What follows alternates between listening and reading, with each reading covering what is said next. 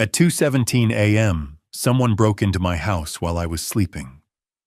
By sunrise, the security footage had vanished, erased with precision, as if it had never existed. I brought the hard drive to a tech repair shop, thinking it was just a technical malfunction.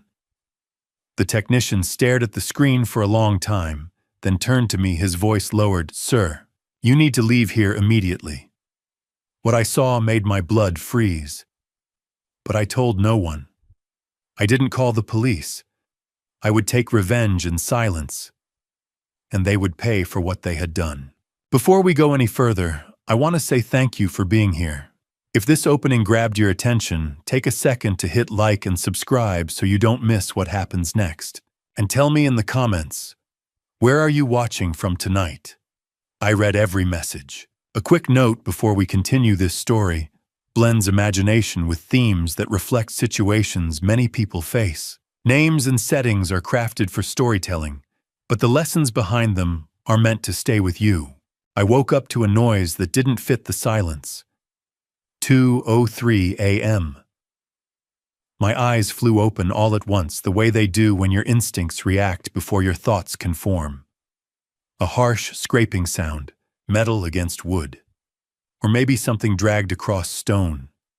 It came from outside, from the back of the house. I stayed frozen beneath the covers, listening. The bedroom, Catherine's and mine for more than 2 decades, felt cavernous now. Too still, too hollow. The same walls we painted together. The same window where she used to stand at sunrise with a cup of coffee watching birds hop across the fence. She'd been gone 2 years. 2 years, 3 months, 11 days. I wasn't counting. The noise came again. Closer.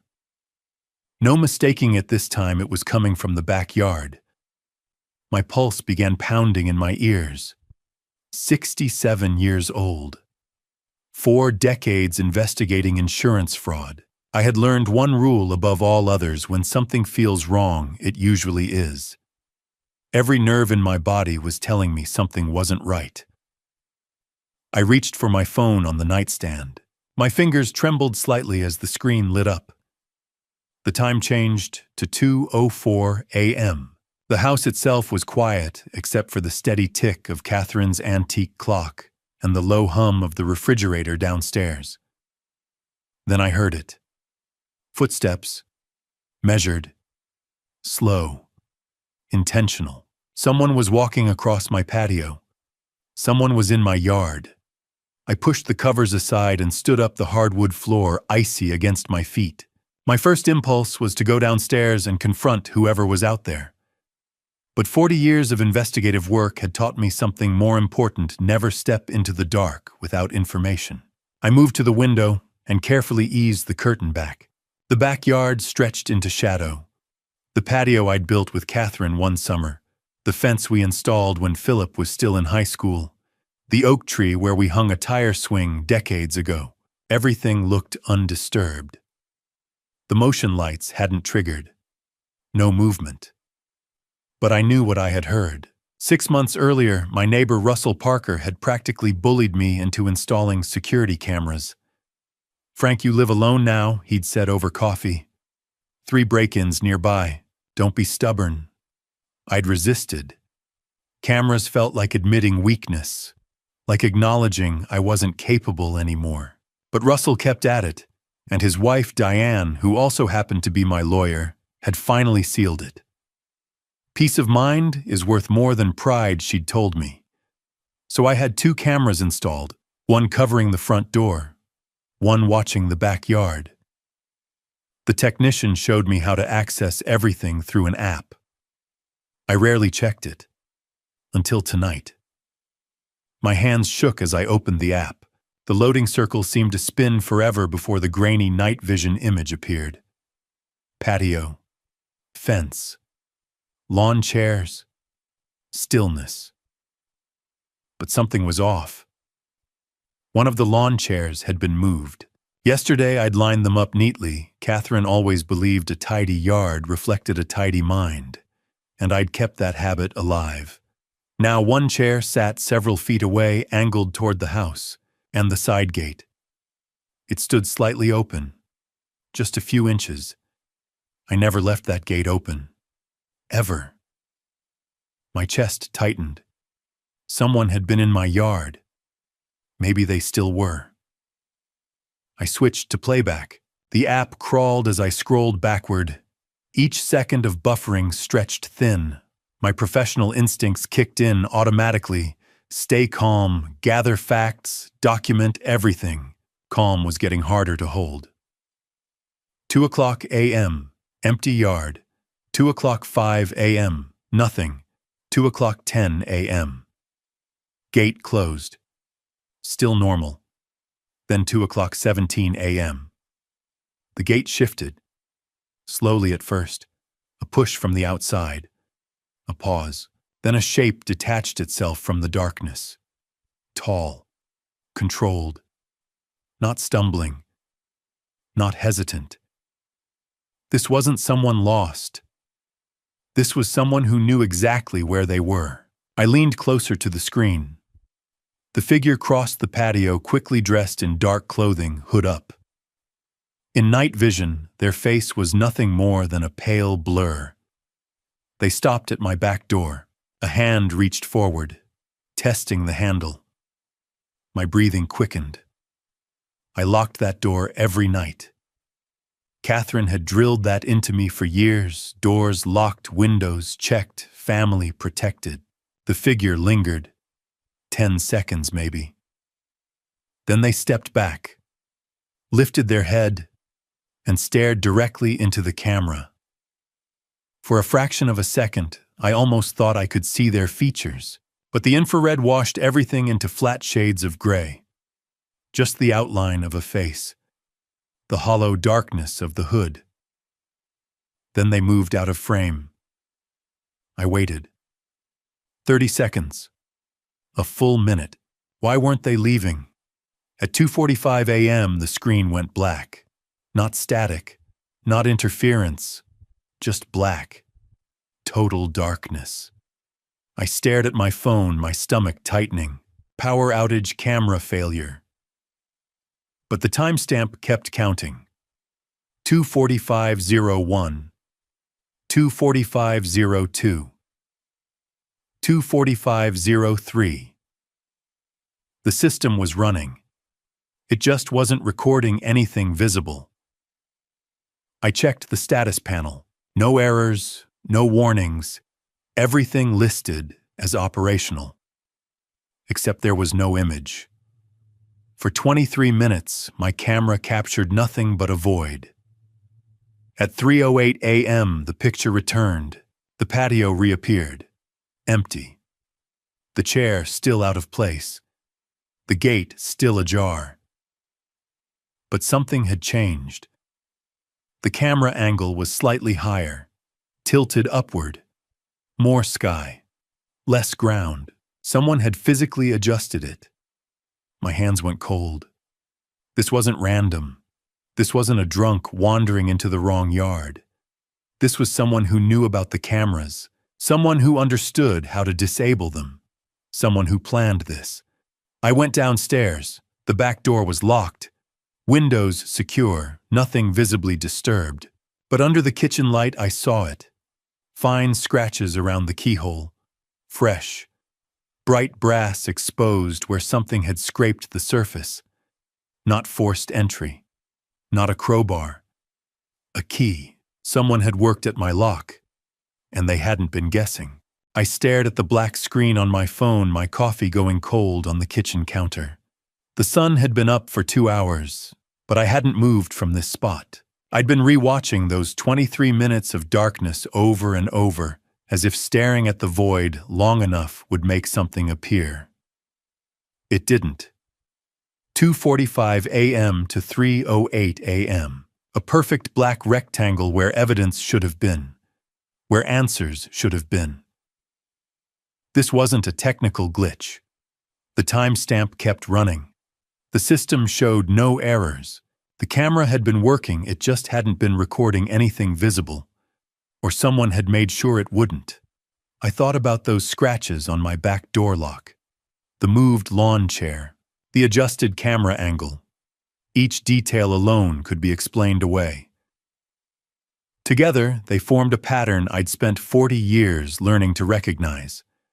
Someone had done this deliberately, professionally, and they'd known exactly what they were doing. I picked up my phone and scrolled through my contacts, stopping at Russell Parker's name. Russell had been the one to recommend the security company. He'd know what to do.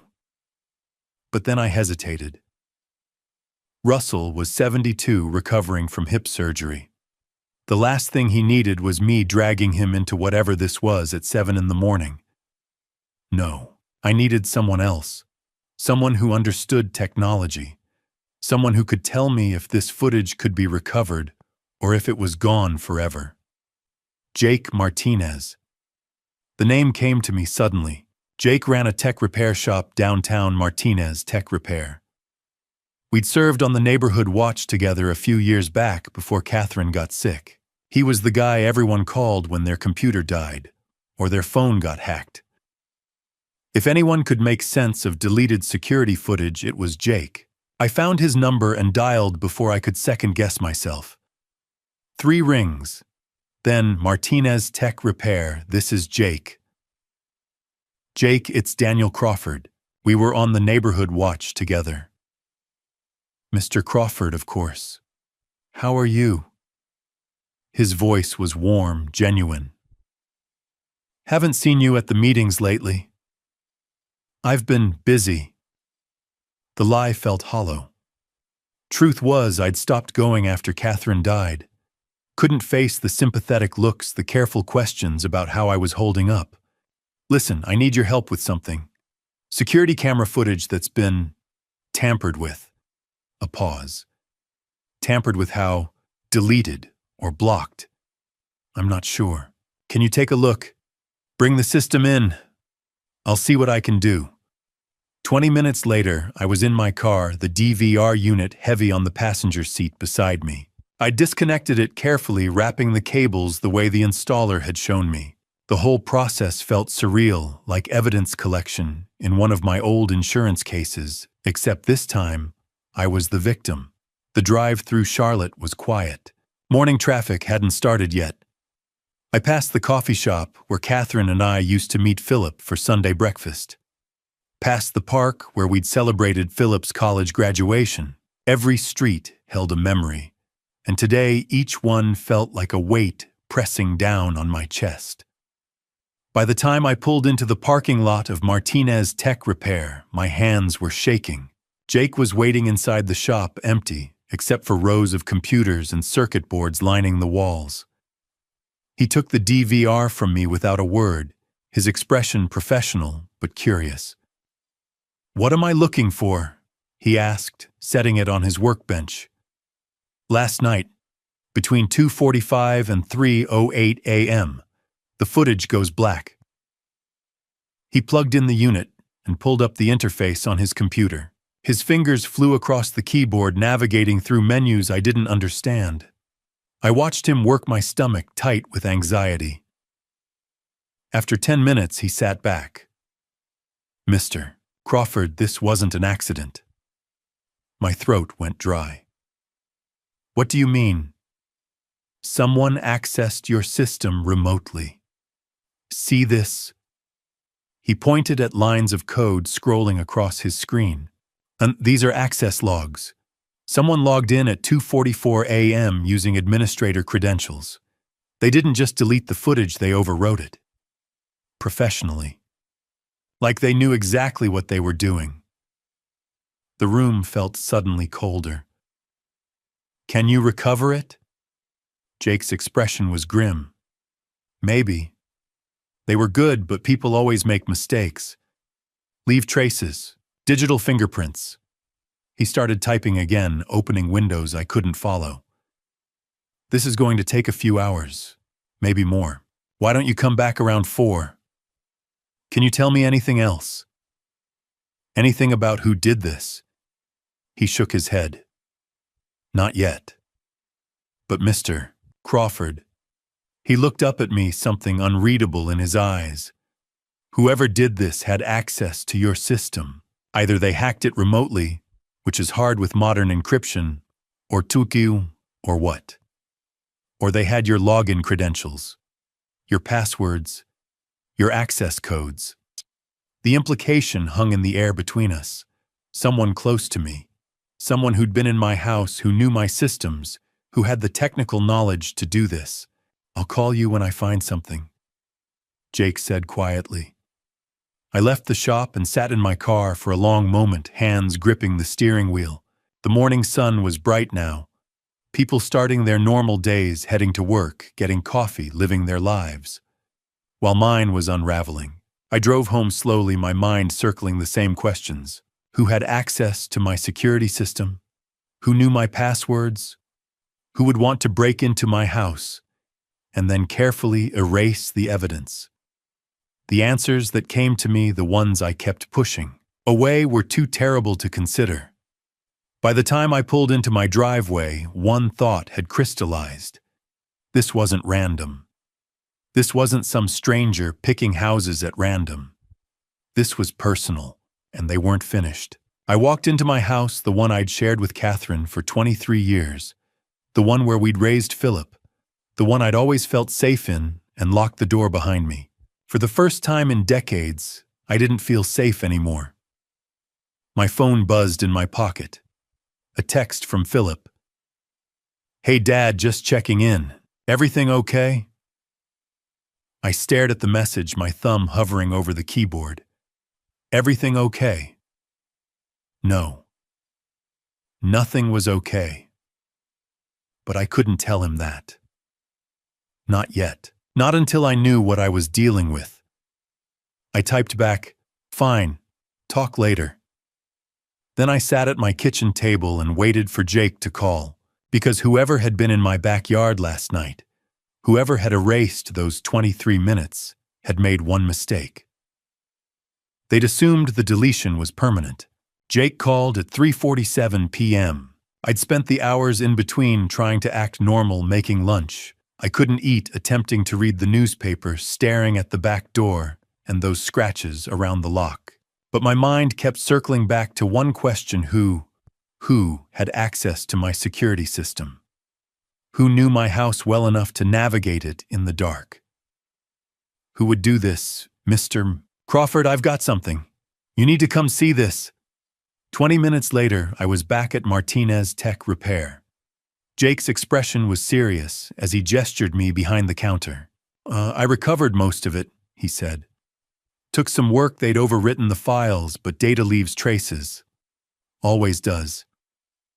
He pulled up a video file on his monitor. "You're not going to like this." My heart hammered as he hit play. The screen showed my backyard in night vision, the timestamp reading 2:17:04 a.m. For a few seconds, nothing. Then a shadow moved at the edge of the frame, someone climbing over my back fence. Not struggling, not hesitating. They dropped into my yard with practiced ease. "Watch," Jake said quietly. The figure was tall, slim, wearing dark clothing and a hood. They walked straight across my patio like they'd done it 100 times before. No flashlight, no fumbling.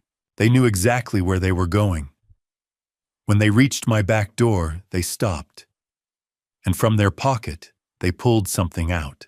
Even through the corrupted footage, I could see what it was. A key. My hands gripped the edge of Jake's desk as I watched the figure insert the key into my lock, turn it, and open my door like they were coming home from work. No forced entry, no broken window, no picking the lock. They had a key to my house. "Jesus," I whispered. The timestamp jumped more corrupted data, but when it came back, it showed 2:25:13 a.m. 8 minutes had passed. The figure emerged from my house, looked around my backyard, then did something that made my blood run cold. They looked directly at the camera. For just a moment, the hood shifted. I could make out part of a face, not clearly, the resolution wasn't good enough, but a jawline, the shape of a nose. Then they reached up and adjusted the camera angle, tilting it upward. That's when the feed went completely black. They knew it was there. I said, my voice distant to my own ears. They knew about the camera. Yeah, Jake said. And they knew how to access the storage remotely. That's not something you just figure out. That takes knowledge. Or, he paused. Someone told them how. I straightened up, my mind racing. Well, Jake, can you tell who it is? He shook his head. Not from this footage. The corruption's too bad and they kept their face covered mostly. But Mr. Crawford. He chose his words carefully. Whoever this is, they had a key. That's not a random burglar. That's someone who either has legitimate access to your house or someone you gave a key to. The word hung in the air. Someone I gave a key to. I thought about my house, about the locks Catherine and I had installed 23 years ago. We'd been so careful about keys, one for each of us, one spare in the garage for emergencies. After Catherine died, I'd given that spare to my son Philip, just in case something happened to me, just in case I needed help. Only 2 people besides me had keys to that house, Philip and his wife Isabella. I need a copy of this, I said, my voice hollow. Jake was already burning it to a USB drive. I figured, and Mr. Crawford, you should probably change your locks, today if you can. I took the drive and drove home in a fog. The afternoon sun felt wrong, too bright, too cheerful for what I'd just learned. The neighborhood looked the same as always. Kids playing basketball, someone washing their car, Mrs. Patterson walking her corgi. Everything normal while my world collapsed. When I got home, I went straight to the back door. In the daylight, I could see the scratches more clearly now, fresh ones, the metal still bright, where a key or something had scraped against it. Not from picking the lock, from a key that didn't quite fit right, or from someone using it in the dark without being careful. I stood there for a long time staring at those marks. My son wouldn't do this. Philip was a good man. I'd raised him right. He'd never break into my house, never erase security footage, never. But then I thought about the last 6 months. Small things I'd noticed and dismissed. Papers on my desk rearranged. Bank statements in a different order than Catherine had kept them. Isabella asking questions about my retirement accounts, about my life insurance. Philip getting defensive when I asked about meeting Isabella's family, about her past, about Tennessee where she claimed to be from. The pieces I'd been ignoring suddenly formed a picture I didn't want to see. I pulled out my phone and looked at Philip's contact. My thumb hovered over the call button. What would I even say? Hey son, did you break into my house last night? It sounded crazy, paranoid. The suspicions of an old man who'd lost his wife and was seeing threats everywhere. Except the footage was real. The key was real. The erased files were real. Someone had been in my house. Someone with a key only family members had. My phone buzzed. Philip. Hey Dad, Isabella and I want to stop by tomorrow. She's been worried about you. Thinks we should help you organize some of Mom's old paperwork. What do you think? I stared at the message. Organize Mom's old paperwork. Catherine's files. The ones I kept in her old craft room. The room where I stored important documents, bank statements, insurance policies, my will. The same room the intruder had been in for 8 minutes. My hands shook as I typed back, sure, tomorrow works. But my mind was screaming. I sat at my kitchen table as evening fell, the USB drive from Jake in front of me. I plugged it into my laptop and watched the footage again. And again. And again. That figure climbing my fence, walking to my door with confidence, using a key, adjusting the camera afterward. Someone who knew my house, someone I trusted.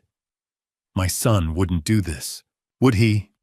But then I thought about 40 years investigating insurance fraud, about all the cases where families destroyed each other over money, Sons stealing from fathers, daughters emptying their mothers' accounts.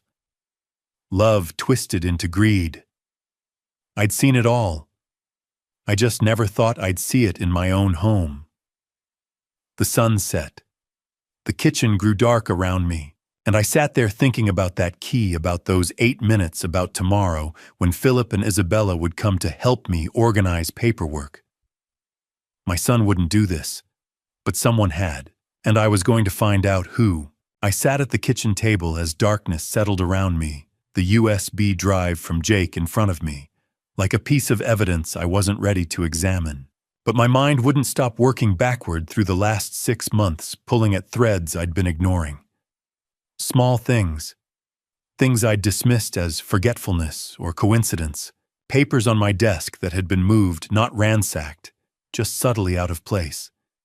Bank statements in a different order. My insurance folder open when I remembered closing it. I'd blamed my age, told myself things slip when you live alone. But now I wondered. Then there were Isabella's questions. Always casual, wrapped in concern. How's your retirement fund? Daniel, Philip and I worry about you. Or, do you still have that life insurance from work? Those old policies sometimes aren't worth much.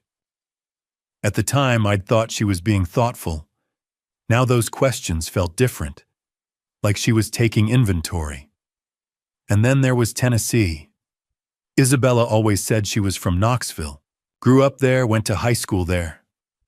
I'd believed her until about 3 months ago when we were watching a Volunteers game. I mentioned Calhoun's, a famous restaurant on the Tennessee River. Every person from Knoxville knows Calhoun's. She'd looked at me blankly. I don't think I know that one. It's right on the river. Been there forever. Oh well, Knoxville's a big city. She'd changed the subject quickly. I'd started paying attention after that. Her accent or lack of one. When Isabella was calm, her voice was neutral, almost generic. But I'd heard her angry once during an argument with Philip in my driveway. Her voice had gone sharp and clipped, but there was no southern softness, no drawl, nothing suggesting 18 years in Tennessee. I'd mentioned it to Philip. Your wife doesn't have much of an accent. He'd shrugged.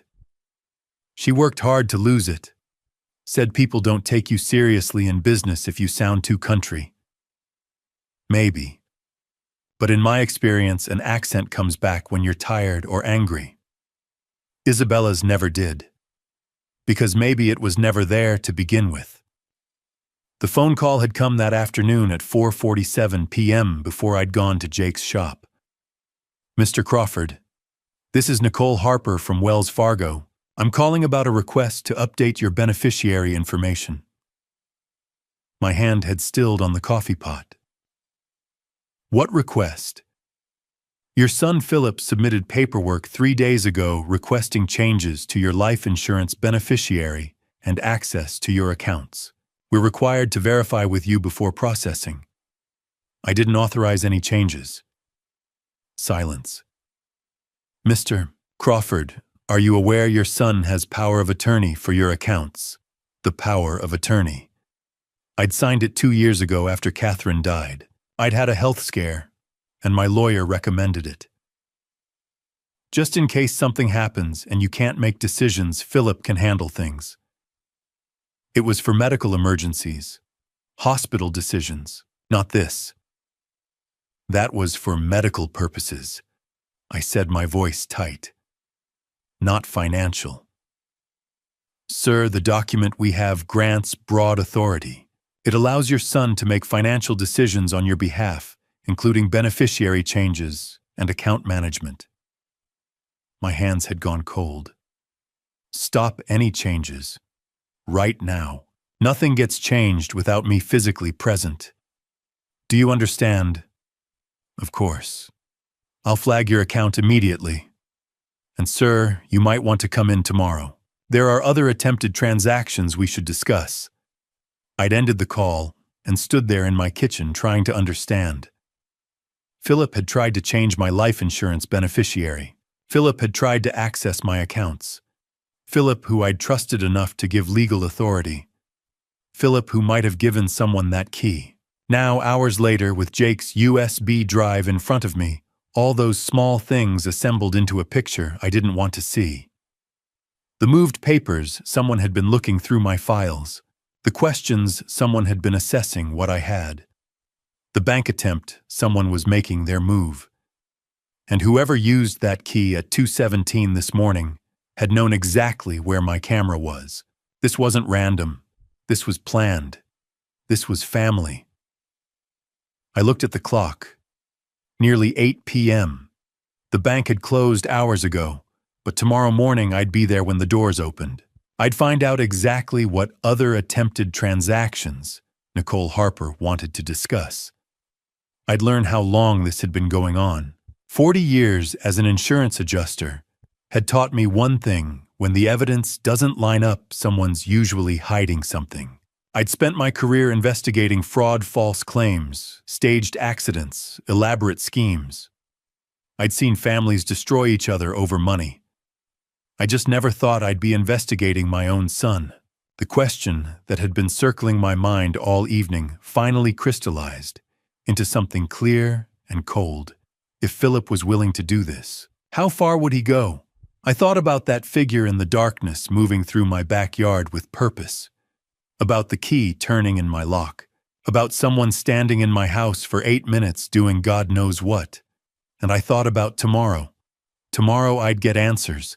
Tomorrow I'd see the evidence in black and white. Tomorrow I'd know the truth about what my son and the woman he married had been planning. But tonight I sat in the darkness with one thought that wouldn't let me go. If I couldn't trust my own family, who could I trust?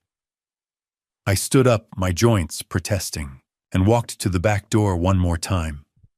Checked the lock. Looked out at the backyard, where someone had climbed my fence just last night.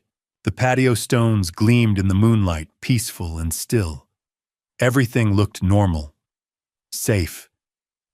But I knew better now. Tomorrow morning I'd be at that bank when the doors opened, and then I'd find out just how wrong I'd been about the people I thought I knew.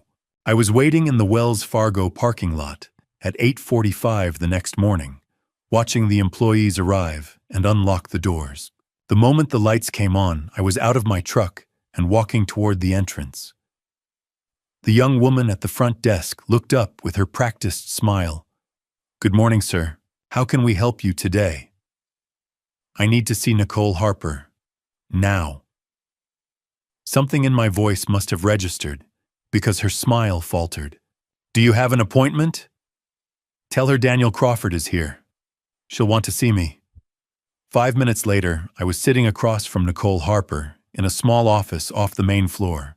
She was younger than I'd expected from her voice on the phone, maybe mid-30s with sharp eyes and the kind of professional demeanor that comes from years of dealing with people's money problems. "Mr. Crawford," she extended her hand. "I'm glad you came in. I didn't waste time with pleasantries. Show me everything."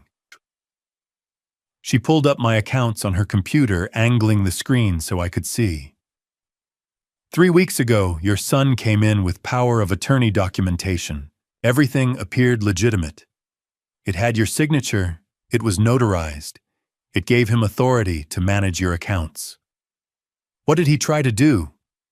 Nicole clicked through several screens.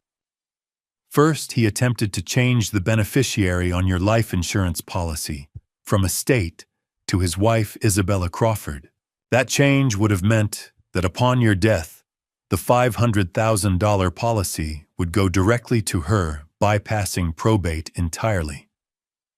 $500,000. I'd set that up after Catherine died, meant it to cover funeral expenses and leave something for Philip. Now my own son was trying to redirect it to his wife. What else? He requested access to your checking and savings accounts. Said you were having memory issues and he needed to help manage your finances. He wanted to add himself and his wife as joint account holders. My hands tightened on the armrests. Joint account holders meant they could drain everything without my knowledge or permission. Did he succeed? No. Our policy requires verification calls for any major changes when power of attorney is involved, especially for clients over 65. That's why I called you yesterday. But Mr. Crawford, she hesitated. He was very convincing. If we hadn't had that extra protocol in place, these changes would have gone through. I want everything blocked. Right now. Already done as of yesterday. I've placed a hard freeze on your accounts. No changes can be made without you physically present with valid ID. She pulled out a form. But I need you to sign this official revocation. It states that no one, including Philip Crawford, has authority to make changes to your accounts, regardless of what documents they present.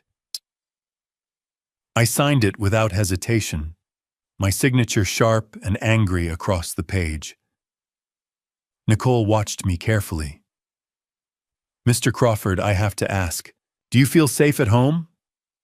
If there's financial exploitation happening, there could be other concerns. The question landed harder than she probably intended. I'm handling it. We can provide resources, elder advocacy services, legal referrals. I said I'm handling it. The words came out sharper than I meant. I took a breath. But thank you for calling, for stopping this. She nodded slowly. I've documented everything in your file. If you need these records for legal purposes, we can provide certified copies. She paused. I've been doing this job for 10 years. I've seen a lot of financial abuse cases. Most of them are family members, and most of them start exactly like this: small requests, legitimate-looking documents, someone the victim trusts. I'm not a victim, I said quietly. No, she agreed. You're not. Because you came in. You asked questions. A lot of people don't. She stood, extending her hand again. Be careful, Mr. Crawford. People who are willing to forge documents and manipulate bank accounts, they don't usually stop there. I left the bank with a folder full of printouts showing exactly what Philip had tried to do, timestamps and all. The evidence was right there in black and white. My son had walked into this bank 3 weeks ago and tried to steal my money, tried to redirect my life insurance, tried to position himself to control everything I had. I sat in my truck for a moment, engine running, staring at those papers. Then I pulled out my phone and called Philip. He answered on the second ring. Dad, is everything okay? We need to talk. Tonight. 7 o'clock. My house. Sure. About what? Bring Isabella. There was a pause. Dad, what's this about? 7 o'clock, Philip. Don't be late. I hung up before he could say anything else. My hands were shaking, not from fear, but from anger, from the betrayal of it, from the calculated coldness of walking into a bank and trying to steal from your own father. I had 6 hours until they arrived. 6 hours to prepare for a conversation I never thought I'd have to have. 6 hours to figure out how to confront my own son with the evidence of what he'd tried to do. I looked down at the papers in the passenger seat. Philip's signature on the forms.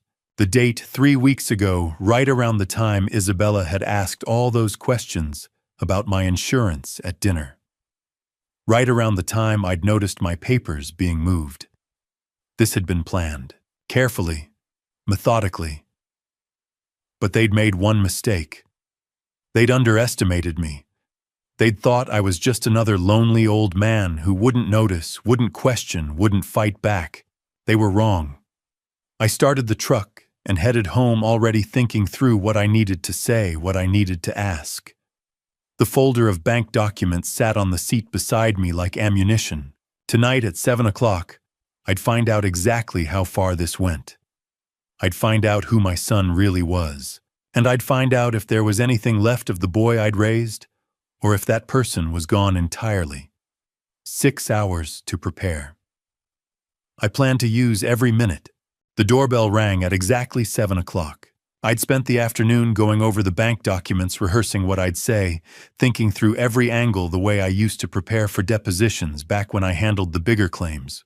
But when I opened the door, I wasn't prepared for what I saw. Philip stood there looking nervous, avoiding my eyes. Isabella beside him, perfectly composed in a navy dress, her smile just a little too bright. And behind them, a third person I'd never seen before. A man in his 50s, wearing an expensive suit and carrying a leather briefcase. "Dad," Philip started, "this is Kenneth Wallace." The man extended his hand with practiced smoothness. "I'm an estate planning consultant. Philip and Isabella asked me to come along tonight. I hope that's all right." I didn't take his hand. 40 years of evaluating people for a living had given me a pretty good sense of when something didn't add up, and everything about this man, his too confident smile, the way he'd inserted himself into the introduction. The expensive briefcase for what was supposed to be a family conversation set off alarms. "I don't recall inviting you," I said. "Dad, please." Philip's voice had that pleading tone I remembered from his teenage years. "Kenneth's just here to help explain some things. We thought having a professional present might make this easier." "Easier for who?" Kenneth's smile never wavered. "Mr. Crawford, I understand you might be feeling defensive. That's completely natural. But Philip and Isabella are concerned about you, and sometimes having an objective third party can come in." I stepped back, not because I wanted Kenneth there, but because I wanted to see how this played out, and because I'd learned a long time ago that you learn more from watching people lie to your face than you do from shutting them out. They filed into my living room. Kenneth made straight for my coffee table, setting down his briefcase and pulling out a folder of documents before anyone had even sat down. The smooth efficiency of it bothered me, like he'd done this before. Many times. "Coffee?" I asked, playing the role of gracious host, even though my hands were itching to throw them all out. "We're fine," Isabella said quickly. Too quickly, like she wanted to get through this and leave. We all sat. Kenneth spread papers across my coffee table with the practiced movements of a salesman laying out his pitch. I recognized some of the form's power of attorney documents, beneficiary designation forms, property transfer papers. "Mr. Crawford," Kenneth began, his voice taking on that careful, patronizing tone people use when they think they're talking to someone who doesn't understand. "At your age, proper planning is essential. Philip and Isabella have expressed concern about your ability to manage your financial affairs independently and my ability." What Kenneth means, Isabella jumped in her voice, honey sweet, is that we worry about you, Daniel. Living alone at your age with all these accounts and properties to manage, it's a lot. We just want to help lighten the burden by changing my life insurance beneficiary to you. The room went silent. Philip's face went pale. Isabella's smile froze. Kenneth's eyes sharpened, his salesman persona slipping just a fraction. "Dad, I can explain. By trying to make yourselves joint account holders." I continued, my voice steady. By walking into my bank 3 weeks ago with power of attorney documents and trying to get control of my accounts." "Mr. Crawford." Kenneth's voice had lost some of its warmth. "I think there may be some confusion about—" "There's no confusion." I pulled out the folder from Wells Fargo and set it on the table over his papers. "I went to the bank this morning. I have copies of everything Philip tried to do. Timestamp signatures, all of it." Philip's mouth opened and closed. Isabella's hand tightened on his arm, but she recovered quickly, her face rearranging itself into an expression of wounded concern. "Daniel, we were only trying to help. You've been so distracted lately, forgetting things." "Have I?" I leaned forward. "Funny, because my memory's just fine. Good enough to remember someone entering my house at 2 in the morning. Someone with a key. Another silence, heavier this time. I watched their faces carefully. Philip's confusion looked genuine, but Isabella's eyes had gone cold for just a second before the concern mask slipped back on. 2 in the morning. Philip looked between me and Isabella. What are you talking about, a security footage? I let that hang in the air. Someone climbed my fence, used a key to enter my house, and then erased the camera footage. Someone who knew exactly where the camera was. Kenneth stood abruptly. Mr. Crawford, I think perhaps we should reconvene when you're feeling more. I know exactly how I'm feeling. I stood too, and suddenly the living room felt smaller. I feel like I'm being robbed by my own family and by whoever you are. Dad, that's not... I blocked everything at the bank this morning. I continued ignoring Philip. Every account, every policy, every document. Nothing can be changed without me physically present with my ID, your power of attorney revoked. Whatever you three were planning, it's over. Kenneth's professional mask cracked. His jaw tightened. His eyes went cold, and for just a moment, I saw something that looked a lot like anger. Then he smiled again, but it didn't reach his eyes. Well, he said, gathering his papers with sharp, frustrated movements. It seems we're at an impasse. Perhaps after you've had time to reconsider, get out. The words came out quiet, but absolute. Kenneth stopped mid-movement. Isabella stood pulling Philip up with her. Daniel, you're making a mistake. Out. All of you. Now. Philip looked like he wanted to say something, his mouth opening and closing, but Isabella's hand on his arm steered him toward the door. Kenneth followed his briefcase, clutched tight, his professional composure cracking around the edges. I walked them to the door and watched as they got into Philip's car, a tense, silent group. As they pulled away, I noticed something white on the porch. Kenneth's business card fallen from his pocket or his briefcase. I picked it up. Kenneth Wallace, Pinnacle Estate Services, LLC, with a phone number and address in Charlotte. Back inside, I sat at my computer and typed the name into Google. The company website looked professional enough, smooth photos, polished text about protecting families and planning futures. But something about it felt wrong. The testimonials were generic. The address was a P.O. box. And when I clicked on the About Us section, there were no actual names besides Kenneth's, no credentials listed, no professional licensing numbers. I dug deeper, checking the Better Business Bureau. No listing. Searching for reviews outside their website. Nothing. Like the company barely existed outside that one polished web page. Then I found something. A forum post from 2 years ago, someone warning about a company called Pinnacle Estate Services that had tried to scam their elderly mother. The post had been deleted, but Google's cache still showed it. Professional looking, very convincing, almost lost everything. My hands went cold.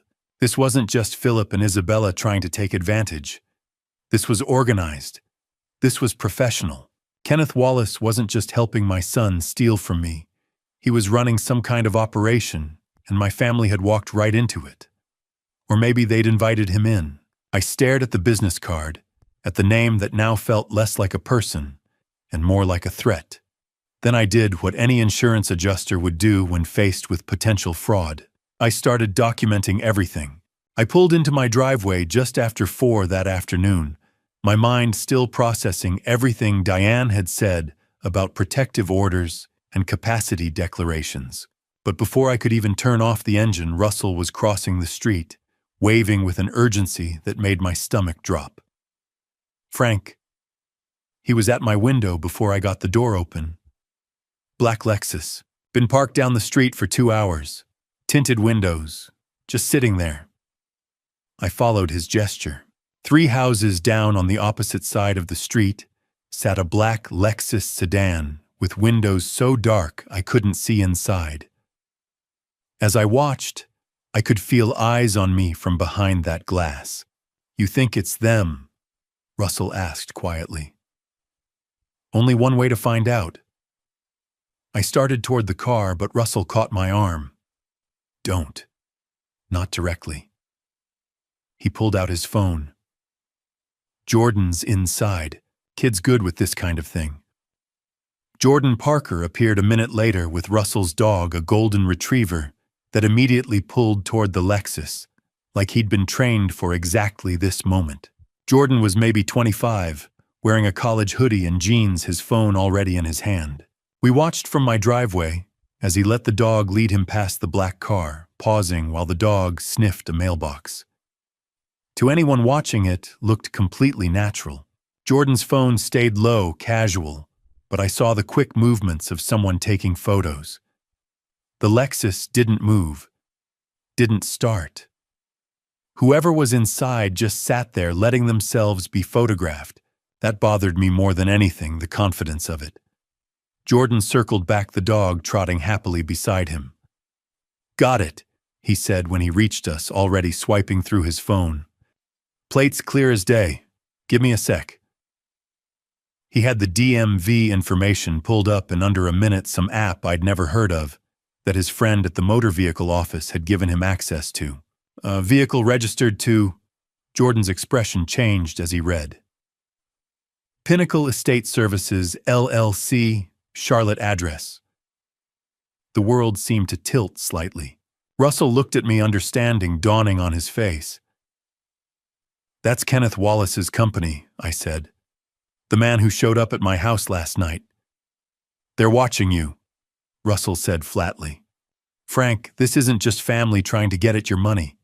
This is organized." He was right. Philip and Isabella trying to manipulate bank accounts was one thing, but a professional surveillance operation, a registered company, a man in an expensive suit who knew exactly how to work the system, this was something else entirely. "I need to call Diane," I said, already pulling out my phone. "Do it from inside," Russell advised. "And Frank, keep your doors locked. All of them." I spent the rest of the afternoon on the phone with Diane, explaining about the Lexus, about Jordan's photo, about the Pinnacle Estate Services registration. She told me to forward everything and promised to have her investigator dig deeper. "This confirms what I suspected," she said. "Kenneth Wallace isn't just helping your son. He's running an operation. You're probably not the first elderly person he's targeted, and you won't be the last unless we stop him." The words should have scared me. Instead, they made me angry. These people thought they could intimidate me, could sit outside my house and watch me like I was prey. They were wrong. By 7 that evening, the Lexus was gone, but I knew better than to feel relieved. Surveillance doesn't stop just because you can't see it. I checked every lock twice before going to bed. Set my phone on the nightstand. With the security camera app open, Jake had installed a second camera at the front door after recovering that first footage. I lay there in the dark, listening to the house settle, wondering if I'd ever feel safe here again. At 3:17 a.m., my phone buzzed with a motion alert. I grabbed it, my heart already racing, and pulled up the camera feed. Someone was standing at my front door. Not trying to break in, not crouching or hiding. Just standing there perfectly still, looking directly at the camera like they knew I was watching. The porch light caught enough detail for me to see tall, slim build, dark jacket, the same general shape as the figure from the backyard footage.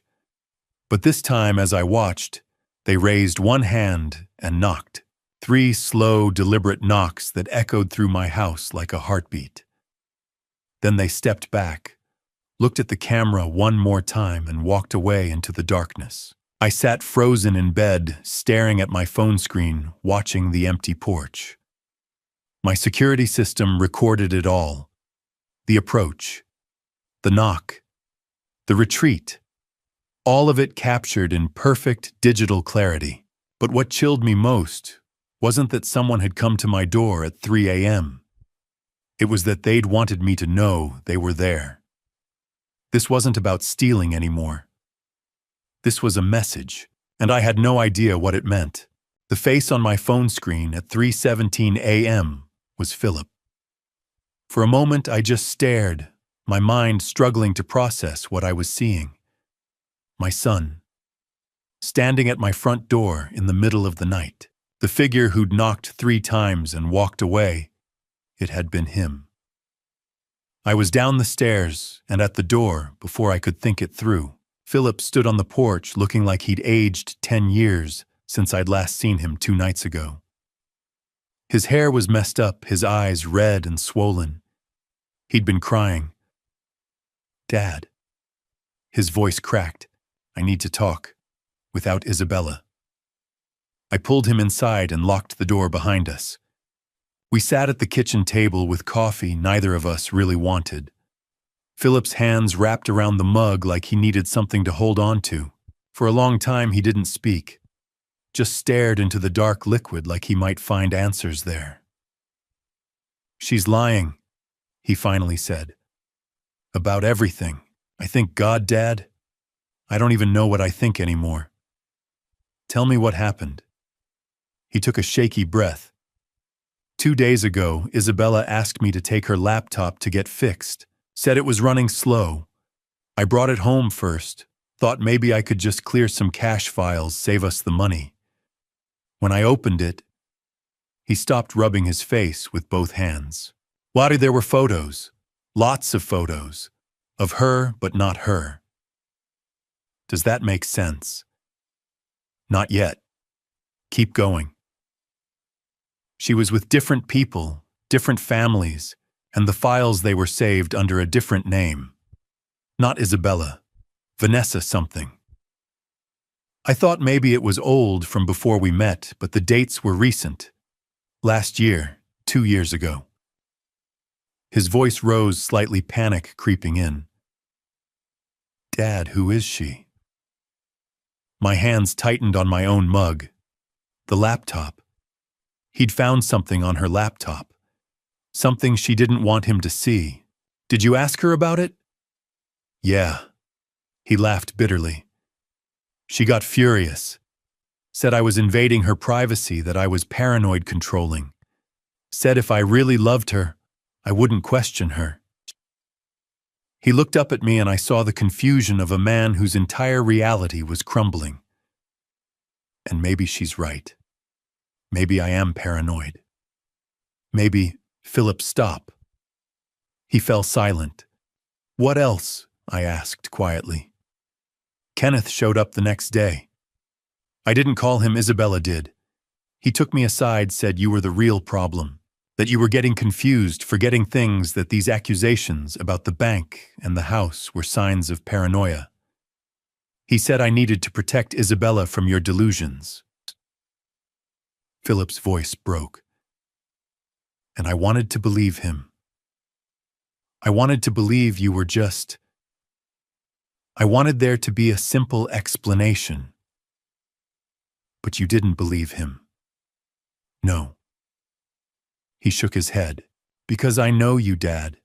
I've known you my whole life. And you don't forget things. You don't make up stories. You spent 40 years spotting fraud for a living." He met my eyes. "So either everyone's lying to me, or I've been lying to myself." The kitchen was quiet, except for the hum of the refrigerator. Outside, the first hints of dawn were starting to lighten the sky. "Philip, I need you to listen carefully. Isabella's laptop, do you still have access to it?" She took it back. "Reformatted it," she said. "To fix it."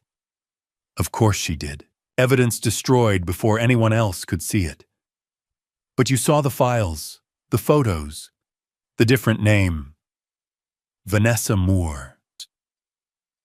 The name came out like he'd been holding it in, waiting to say it out loud to someone who might believe him. "That's what I saw. Vanessa Moore." I felt something cold settle in my chest. Another name. Another identity. This wasn't just about stealing money. This was something else entirely. "What do you want to do?" I asked. Philip looked at me helplessly. "I don't know. She's my wife. 4 years dad. We have a life together. How do I just—" He stopped. "But if she's lying, if Kenneth's lying, if all of this is some kind of— I don't know what to do." I reached across the table and gripped his shoulder. "We figure it out. Together. But Philip, I need you to understand something. The people you're involved with, they're not just trying to steal from me. There's surveillance, there's an organization, there's a pattern. This is bigger than family drama." "What are you saying?" "I'm saying be careful. Act normal around Isabella. Don't let on that you told me anything. And while you do that, I'm going to find out who she really is." He nodded slowly, understanding dawning. "You want me to spy on her?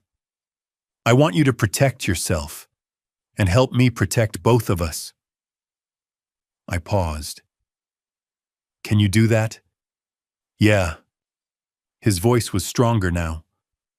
"Yeah, I can do that." We sat there a while longer as the sky outside slowly turned from black to gray. Philip finished his coffee and stood to leave, looking more steady than when he'd arrived, but still carrying the weight of everything he'd learned. At the door, he turned back. "Dad, I'm sorry. For all of it. The bank stuff, bringing Kenneth here, not believing you sooner. We'll deal with that later. Right now, just be smart. Be careful." He nodded and walked out into the pre-dawn darkness. I watched until his taillights disappeared around the corner, then closed and locked the door. I'd gotten my son back. That should have felt like a victory. But standing in my quiet house as morning approached, I realized I'd lost something else, my certainty about what we were dealing with. This wasn't just elder abuse. This wasn't just a family trying to steal an inheritance. This was something organized, something professional, something that involved false identities and surveillance and a woman who'd been living a lie for years. And somewhere in all of it, my son had been just as much a victim as I was. The question was, how deep did this go? And who else was involved? I had a name now. Vanessa Moore. It wasn't much, but it was more than I'd had last night. And today, really, I'd start finding answers. 2 days after Philip's midnight visit, my phone rang while I was making lunch. "Dad." Philip's voice was careful, measured. "Isabella just asked me to take her laptop to get fixed. She says it's running slow again. Should I do it?" We'd planned this. Philip would act normal, watch for opportunities. This was the first one. "Take it to Jake Martinez," I said. "Tell him I sent you." An hour later, my phone rang again. "Jake. Mr. Crawford, you need to get down here, now." I was in my truck before he'd even hung up. When I walked into Martinez Tech Repair, Jake was standing behind his counter with an expression I'd never seen on him before, somewhere between shocked and angry. "Philip left about 20 minutes ago," he said. "Told me you'd want me to look at this carefully." He gestured to the laptop open on his workstation. "Mr. Crawford, your daughter-in-law isn't who she says she is." He turned the screen toward me and my world tilted. The laptop was open to a folder of photos, dozens of them, and in every single one I saw Isabella, but not the Isabella I knew. These photos showed her with different people, different families, different settings. In one, she was posed with an elderly couple at what looked like a holiday dinner, all smiles and warm embraces. In another, she stood with a man and 2 teenage boys in front of a house I'd never seen. "Who are these people?" I asked. "I don't know. But look at this." Jake clicked to another folder. The files were labeled with dates and names. Not Isabella Crawford. Vanessa Moore, Ohio 2017 to 2018. Jessica Palmer, Cincinnati 2019. Isabella Crawford, Charlotte 2020 to present. My hands gripped the edge of his desk. She's done this before. Multiple times from what I'm seeing. Jake opened another window showing email accounts. She's got 3 different email addresses saved in here. Jessica.Palmer@vanessa.moore.personal@. The Isabella.Crawford one is the newest. What else? Jake pulled up a spreadsheet. Financial records. She kept them all on here. I guess she didn't think anyone would ever see this laptop. He pointed at the screen. Look at the pattern. Ohio 2018 $42,000 deposit in March. Account emptied by June. Tennessee 2020 $68,000 in January, gone by April. And here, he scrolled down, Georgia 2022 $31,000, deposited withdrawn 3 months later. The room felt like it was spinning. Those weren't just numbers. Those were families, people like me, people who'd trusted someone, taken them in, maybe given them power of attorney, or added them to accounts, only to watch everything disappear. Mr. Crawford. Jake's voice sounded distant. You okay? I wasn't okay. I was staring at evidence that my son had married a professional con artist, that the woman who'd been coming to my house for 4 years, asking me about my finances, smiling at family dinners, was someone who'd done this at least 3 times before. Maybe more. Can you copy all of this? My voice came out rough. Already done. Jake held up a USB drive.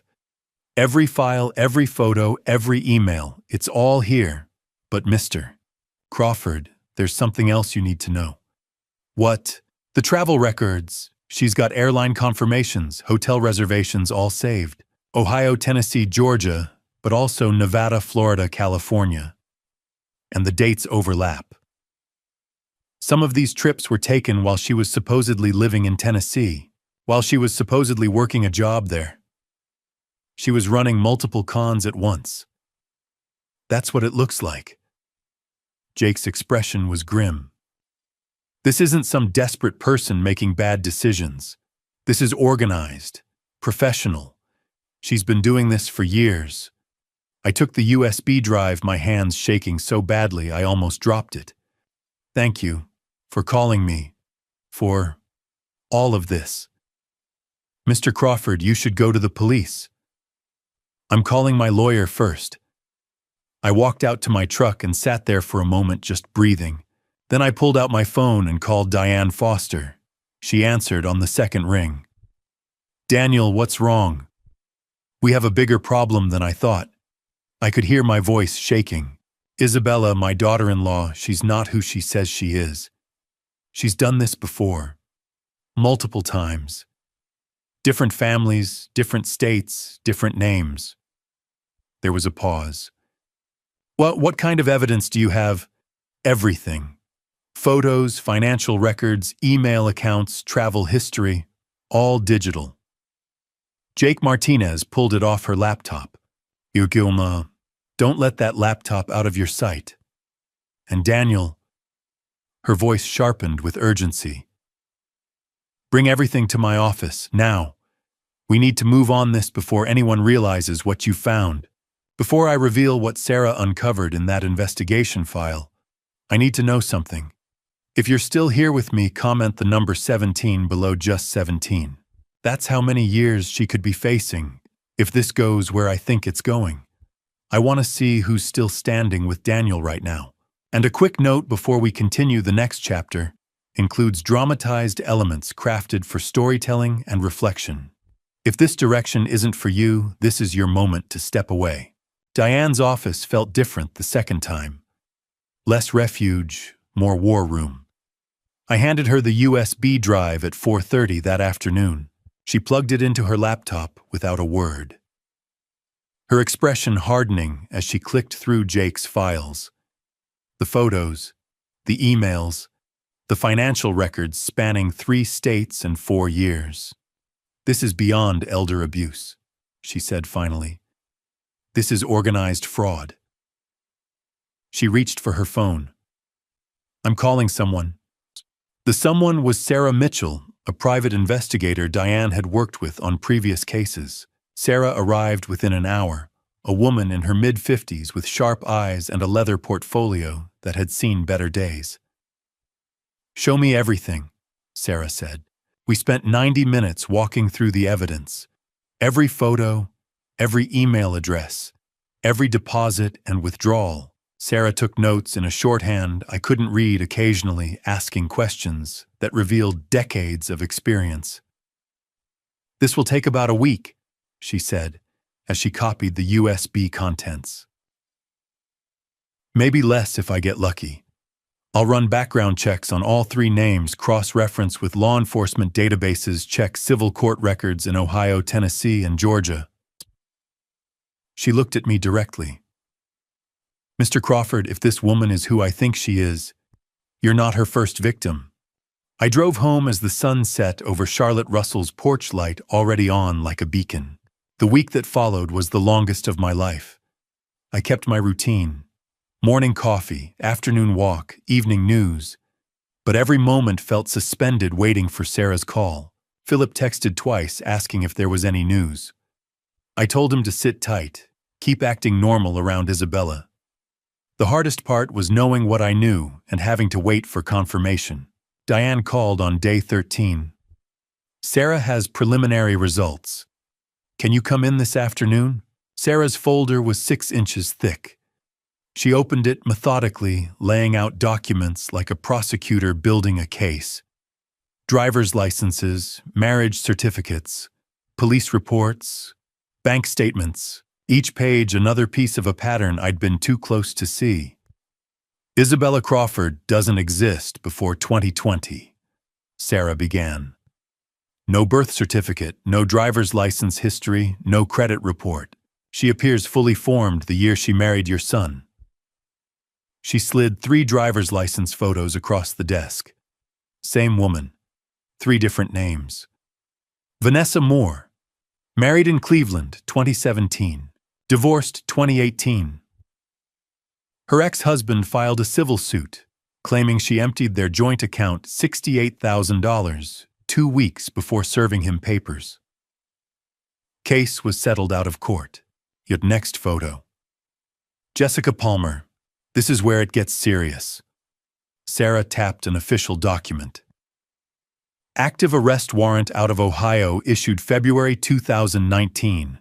She's wanted for theft from Theodore and Ellen Kowalski, ages 73 and 69.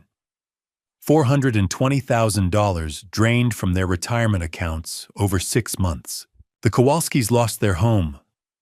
I felt my insurance adjuster brain kick in, calculating. That's at least $488,000 across 2 confirmed victims. 5 victims, Sarah corrected. I found 3 more. A widower in Tennessee 2020, a couple in Georgia 2022. Another elderly man in Charlotte 2015, that one was before she refined her method. Dementia patient. She got him to change his will before his family caught on. She pulled out a map with colored pins. She moves every 18 to 24 months. Changes her name. Changes her story. Always targets men over 65, recently widowed or divorced.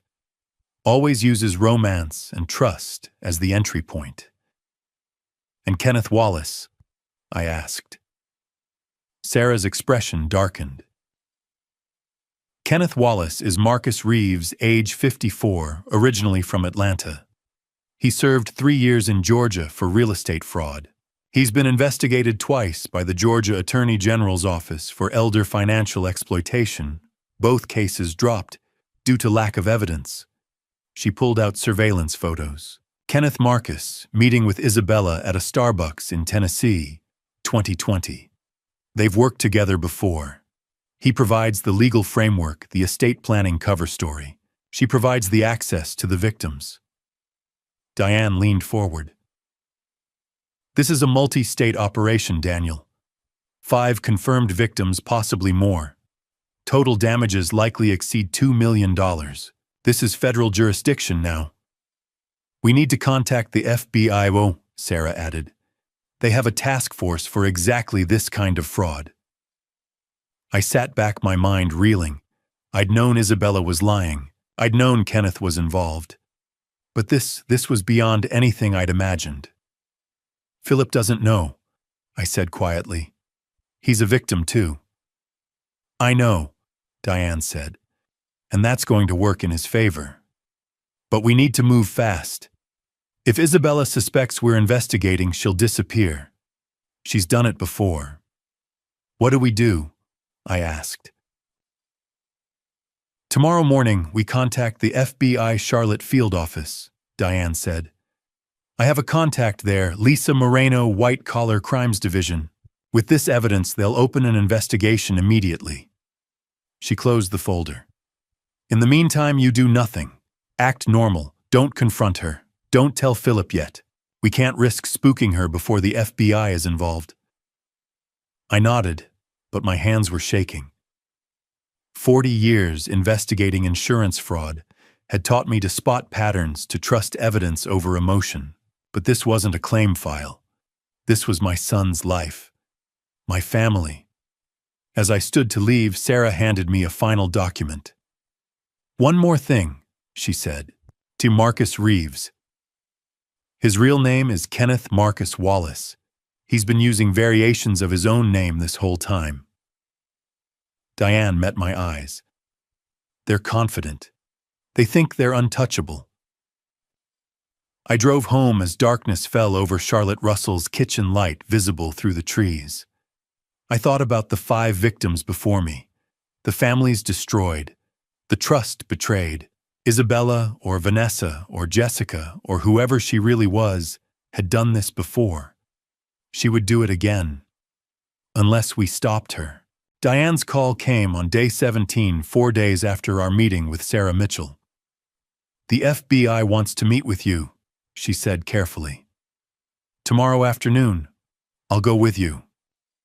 I'd known this was coming, but hearing those words made my hands shake. The FBI. This was real. What time? I asked. 2 o'clock. Their Charlotte field office. The FBI building on Microsoft Way looked ordinary, modern glass and steel like any tech company. But the security was different. Metal detectors, ID verification, visitor badges that tracked our every movement. Agent Lisa Moreno met us on the 3rd floor. Mid-40s, gray suit, sharp eyes that had seen too many lies. She led us to a conference room where a digital evidence board covered one wall. Our USB files, blown up, organized, connected with red lines to photos I'd never seen. Mr. Crawford, Miss Foster.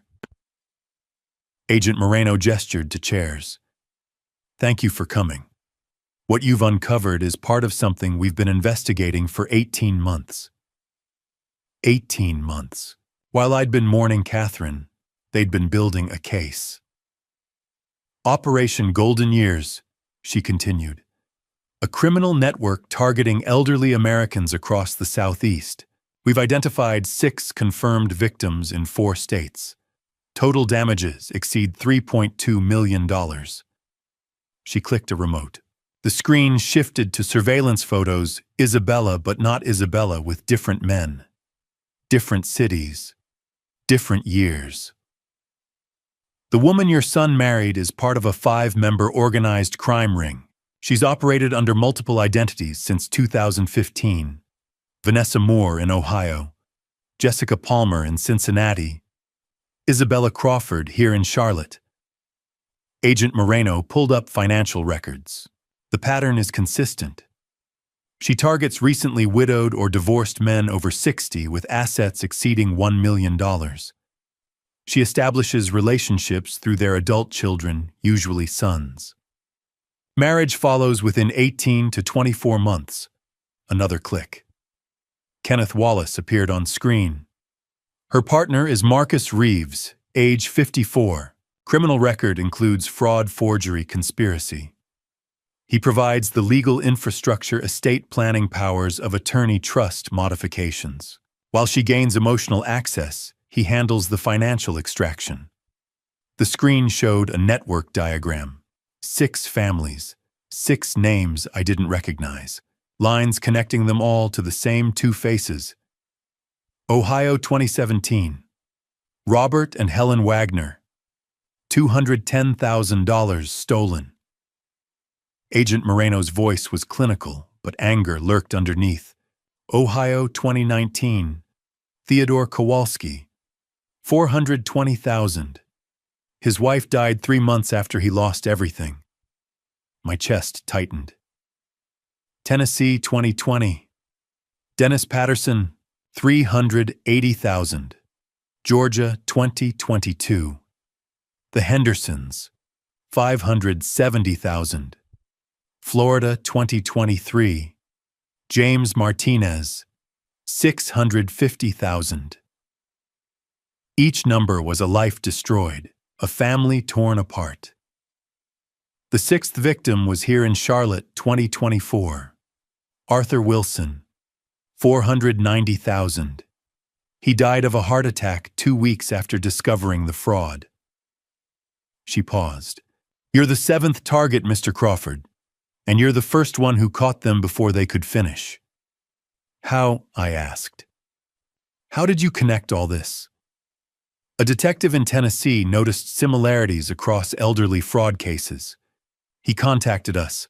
We started pulling threads, database matching financial patterns, surveillance footage from banks. She gestured to our USB. But we've never had evidence like this. Security footage, digital files, a laptop with her real communications. You've given us more in 2 weeks than we've gathered in 18 months. What's her real name? I asked. Agent Moreno exchanged glances with another agent. We know her identity, but we can't share that information, yet it's part of our operational security.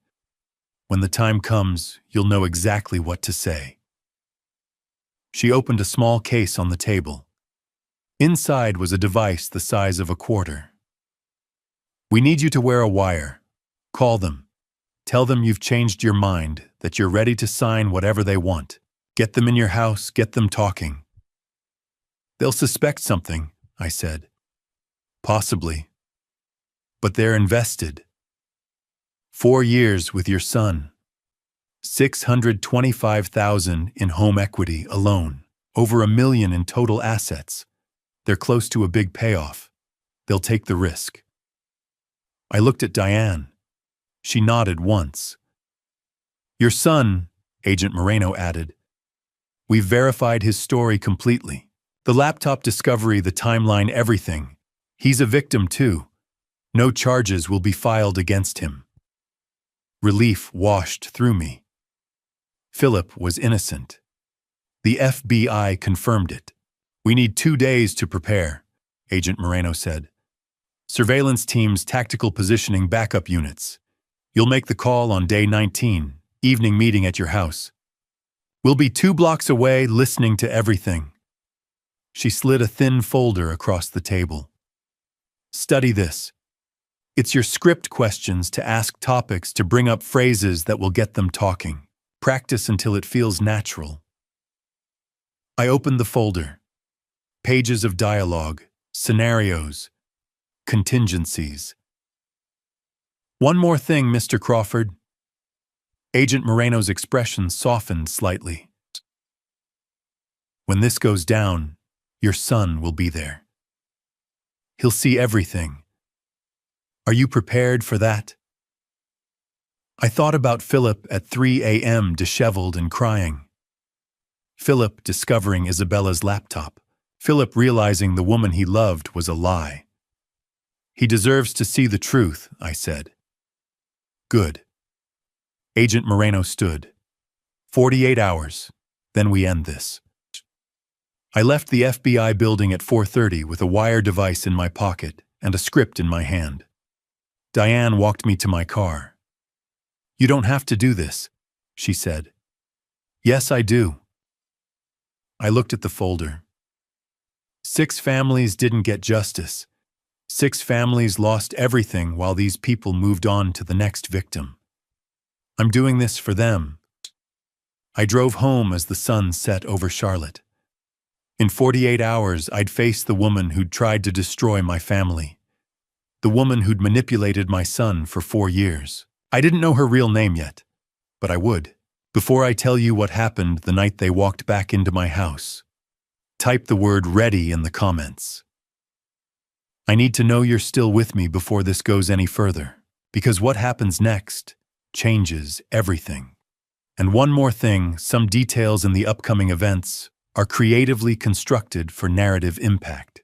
If this isn't your kind of story, you're free to stop here. 2 days felt like 2 years. I practiced the script until the words felt natural. Memorized the questions Agent Moreno had written. Tested the wire device hidden under my shirt, so small I could barely feel it, but knowing the FBI was listening made it weigh like lead. Day 19 arrived with clear skies and cold wind. At 3 in the afternoon, I made the call. Isabella answered on the second ring. Daniel. Her voice was cautious. I've been thinking, I said, following the script, about what you and Kenneth said, about planning for the future. I paused, let her hear the resignation in my voice. I'm ready to sign whatever documents you need. Silence. Then, that's wonderful, Daniel. I'm so glad you've come around. Too eager. Too quick. Agent Moreno had been right, they couldn't resist. Can you come by tonight? I asked. 7 o'clock. Bring the paperwork. Of course. Kenneth will want to be there too, to make sure everything's proper. Fine. I kept my voice tired, defeated. Philip should come. This affects his future too. We'll all be there, Isabella said. Her voice was warm, now confident. You're making the right choice, Daniel. I hung up and stared at my hands. They weren't shaking anymore. At 6:30, Agent Moreno's voice came through my earpiece, a tiny receiver they'd given me that morning. FBI surveillance van in position 2 blocks south. Tactical team staged at the neighbor's house. Russell Parker has been briefed and evacuated. We're ready when you are, Mr. Crawford. I looked around my living room, the same room where Catherine and I had celebrated 30 anniversaries, where Philip had opened Christmas presents as a boy, where I'd confronted Kenneth Wallace 2 weeks ago. Tonight, it would become a crime scene. I'm ready, I said quietly. At 7 o'clock, exactly, headlights swept across my front window. I watched through the curtains as Philip's car pulled into the driveway. 3 people got out. Philip looked nervous. Isabella looked confident. Kenneth Marcus looked like a man about to collect a paycheck. The doorbell rang. I opened it, playing the tired old man they expected to see. Come in. Philip hugged me, whispered, Are you sure about this, Dad? I'm sure, I said. And I was. They settled into the living room. Kenneth spread documents across the coffee table, power of attorney forms, trust amendments, beneficiary changes. Everything designed to transfer my assets into their control. This is straightforward, Kenneth said in his smooth estate planner voice. We're just protecting your interests, making sure Philip's taken care of if anything happens. Isabella sat close to Philip, her hand on his knee, playing the devoted daughter-in-law. I wondered how many times she'd sat like this with other families, other victims. Before I sign anything, I said slowly, I want to understand something, Isabella. She smiled. Of course, Daniel. What would you like to know? Tell me about your family. Your real family, back in Tennessee. Her smile didn't waver. I've told you about them. My parents passed away when I was young.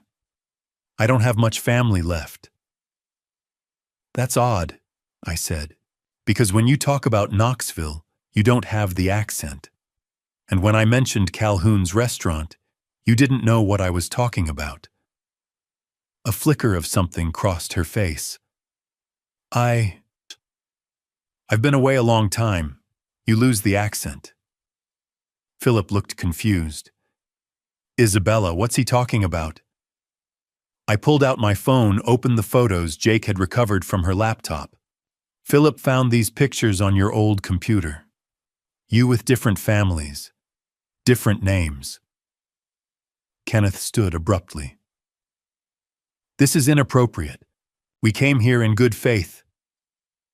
Sit down, Marcus, I said. He froze. What did you call me, Marcus Reeves?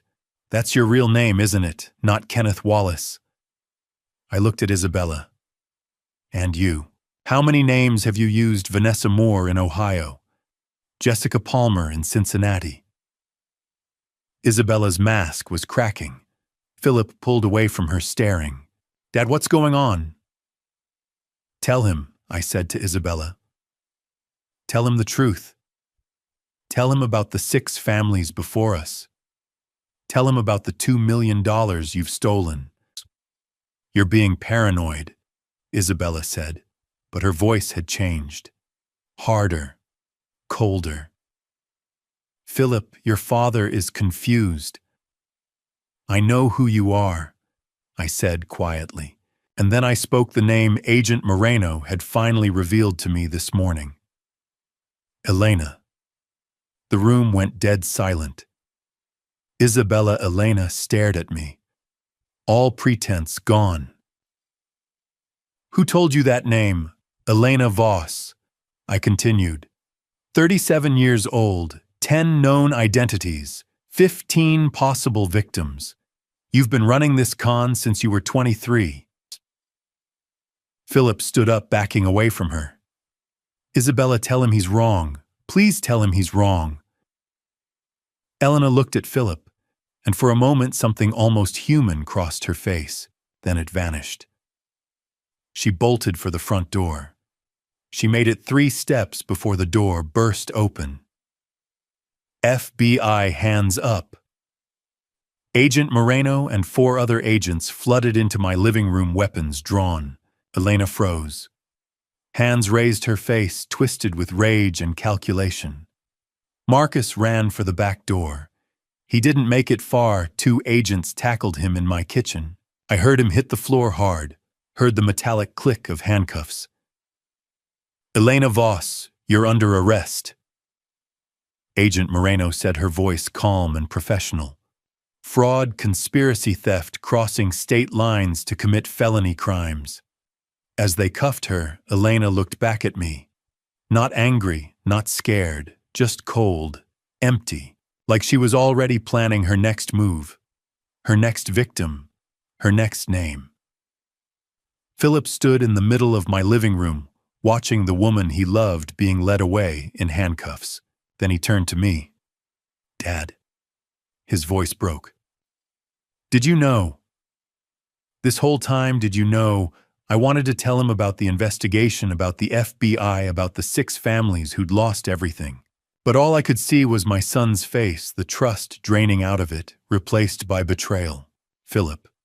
Did you know?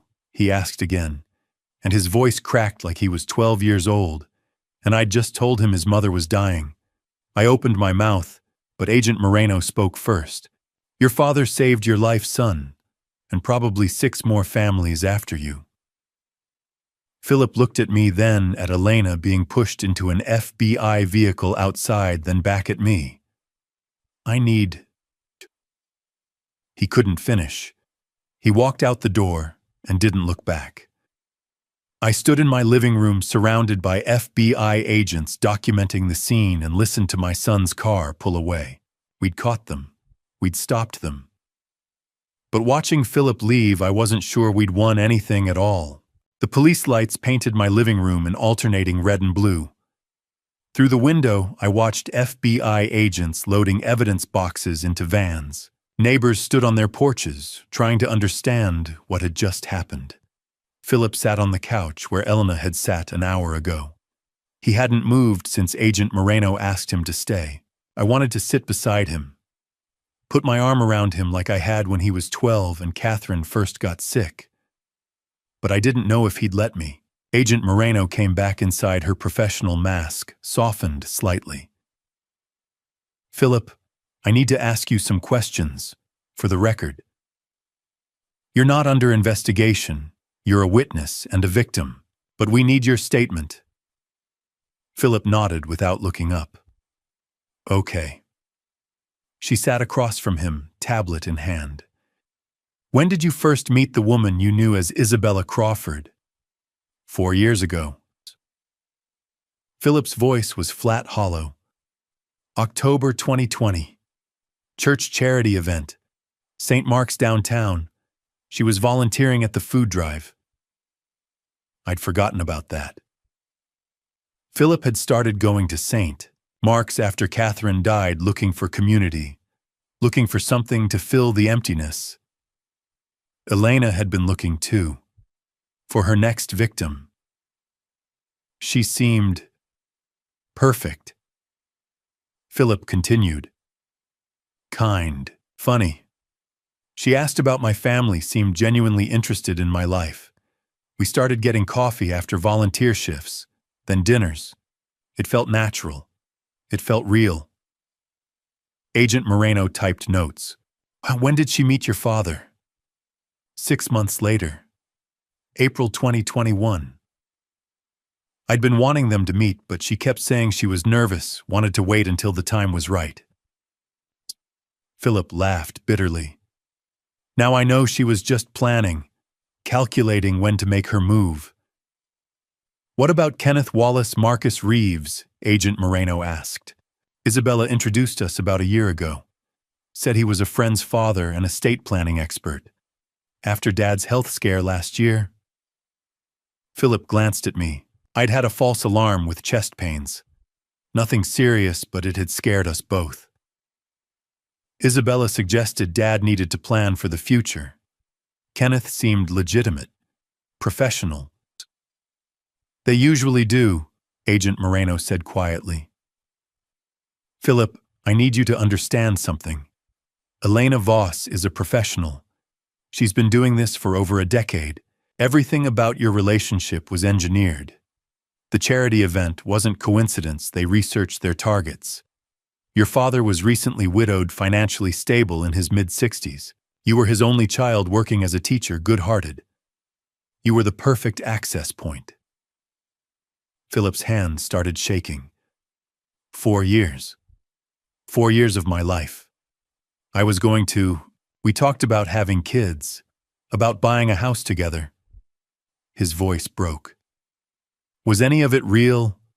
"No," Agent Moreno said, and I was grateful for her honesty. "I'm sorry, Philip, but no. Elena Voss doesn't form real relationships. She forms strategic ones." Philip stood abruptly, walked to the window. I could see his reflection in the glass, my son trying not to fall apart. "Philip," Agent Moreno continued gently, "we've reviewed her phone and computer. The texts she sent you, the emails, the photos, they were all part of a script. We found similar message templates on her laptop. Same phrases sent to previous victims' family members. Same spontaneous date ideas. Same timeline." "Stop." Philip's voice was barely a whisper. "Please stop." Agent Moreno closed her tablet. "You're a victim in this case, Philip, not an accomplice. You'll need to testify when this goes to trial, but you're not facing any charges. I want to be very clear about that." Philip turned around. "I helped them. I gave her access to Dad. I encouraged him to meet with Kenneth. I signed papers that you believed were legitimate." Agent Moreno interrupted. "You had no knowledge of their criminal intent. You were manipulated by professionals who've done this successfully 6 times before. The difference is your father caught them. You helped him catch them, whether you realized it or not." After Agent Moreno left with her team after the last FBI van pulled away and the neighbors finally went inside, it was just Philip and me in the quiet house. He stood by the fireplace, staring at a photo from his college graduation. Catherine and I flanking him, all three of us, smiling at a future that had seemed so certain. "Why, almost cost us everything," he said finally. "The house, your savings, everything Mom worked for." "You didn't know," I said. "I should have known. There were signs, small things that didn't add up. But I ignored them because I wanted it to be real. I wanted to believe someone could love me like that." He looked at me, tears streaming down his face. "How do I trust anyone again? How do I trust myself?"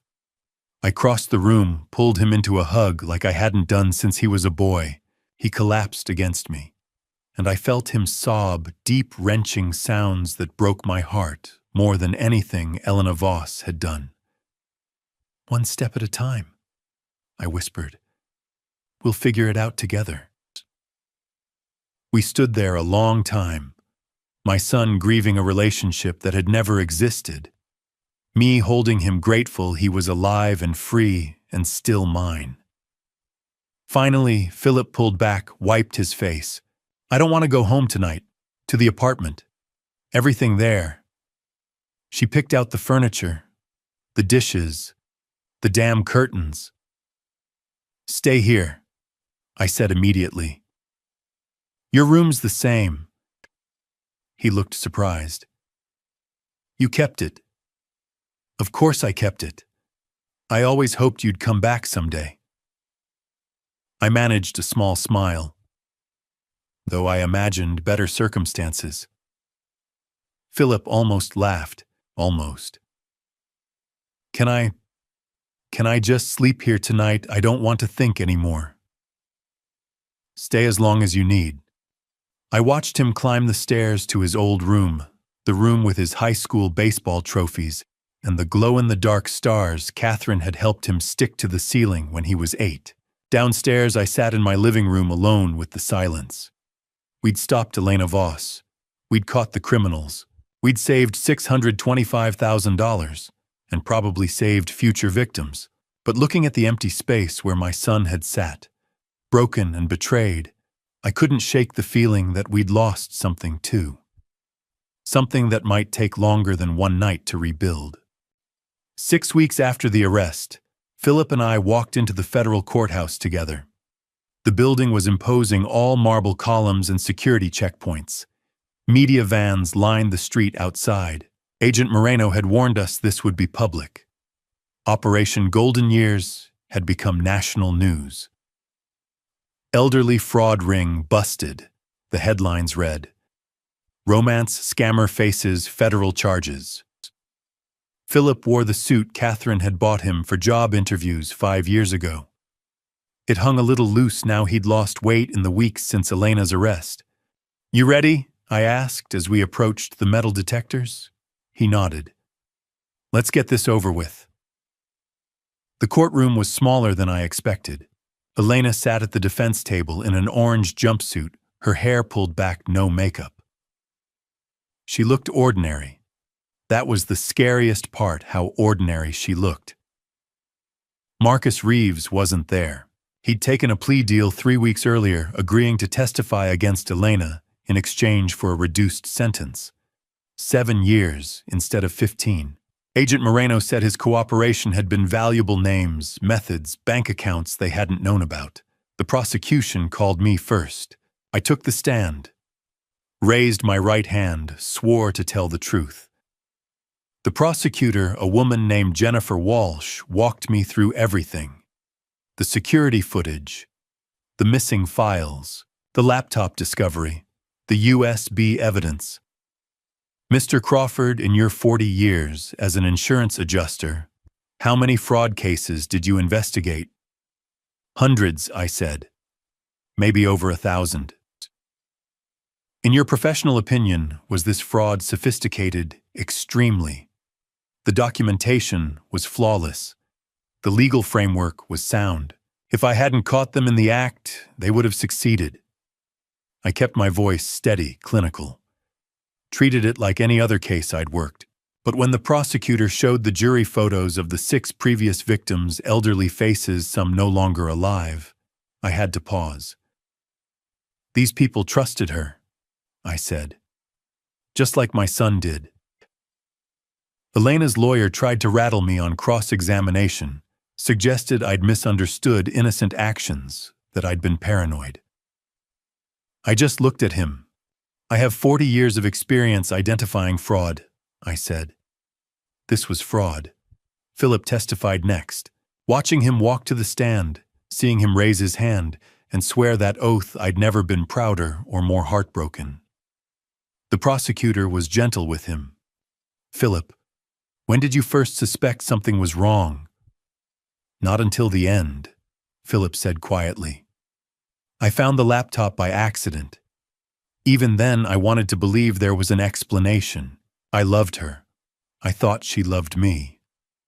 Did the defendant ever give you any indication that your relationship wasn't genuine? No, she was perfect. Every birthday, every anniversary, every moment felt real. That's what made it work. I never suspected, because there was nothing to suspect. She was that good. The defense attorney tried to suggest Philip had known about the fraud, had been complicit. Philip just looked at Elena. I would have died for her, he said. I was planning to propose next month. I'd bought a ring. His voice broke. I was going to ask my dad for his blessing, and the whole time she was planning to rob him. Elena didn't react, just sat there expressionless. 2 other victims testified via video link. A widow from Ohio whose husband had died 3 months after losing everything. A man from Georgia who'd lost his deceased wife's life insurance payout. They all told the same story. The perfect relationship, the trusted advisor, the gradual transfer of assets, the devastating discovery.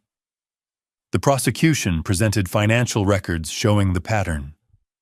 Elena and Marcus had operated in 6 states over 9 years. 7 victims, over $3 million stolen. This wasn't desperation, Jennifer Walsh told the jury in closing arguments. This wasn't survival. This was professional, calculated predation. The defendant targeted grieving, vulnerable people and destroyed their lives. For money. The defense tried to paint Elena as a troubled woman from a difficult background, someone who'd made mistakes, but deserved compassion.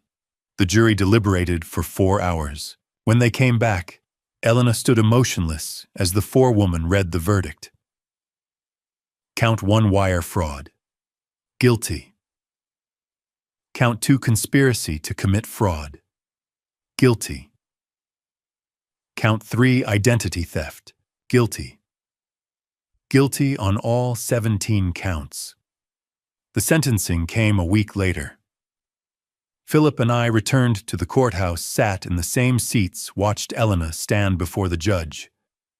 Ms. Voss, the judge said, "You have shown no remorse for your actions. You have destroyed families, stolen life savings, contributed to the deaths of at least 2 victims. You are a danger to society." 15 years. Federal prison. No possibility of parole for at least 12 years. As the marshals led Elena away, she turned and looked directly at Philip. Not angry, not sad, just empty, like he'd never mattered at all. Philip didn't look away this time. He held her gaze until she disappeared through the door. Outside the courthouse, reporters swarmed us. Microphones, cameras, questions shouted from every direction. I stopped at the top of the steps, Philip beside me. My son and I are still standing together, I said simply.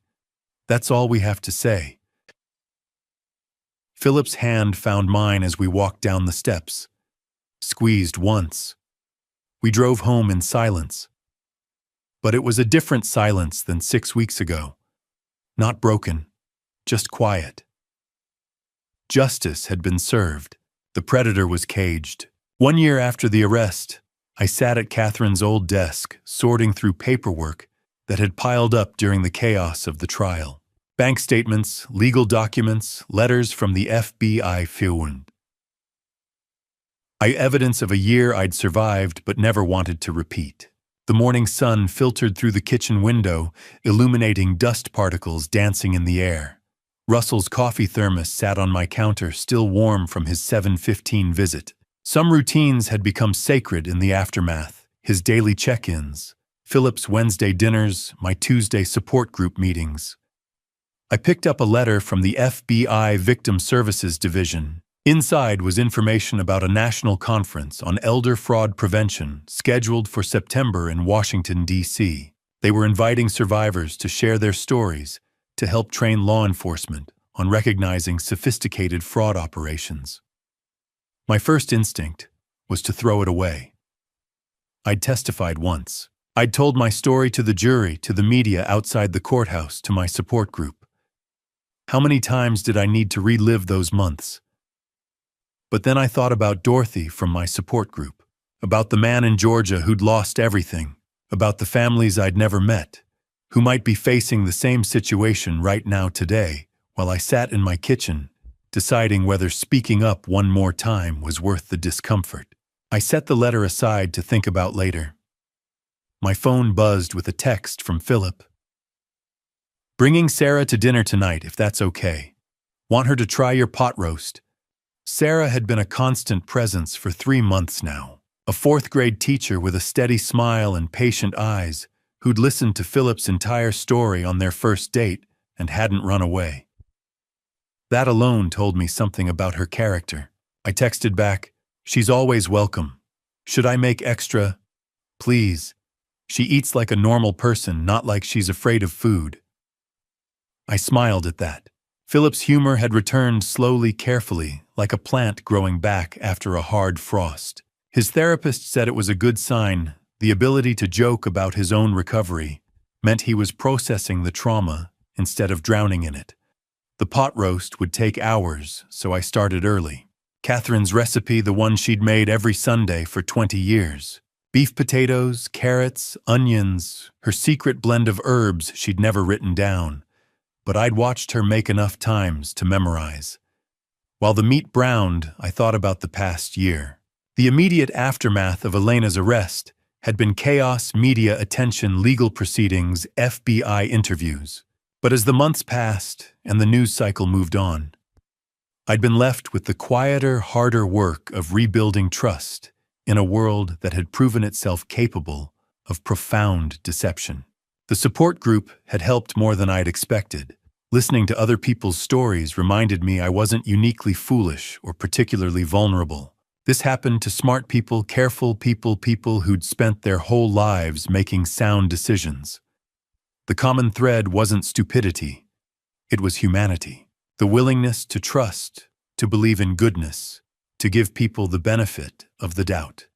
Dorothy had made remarkable progress.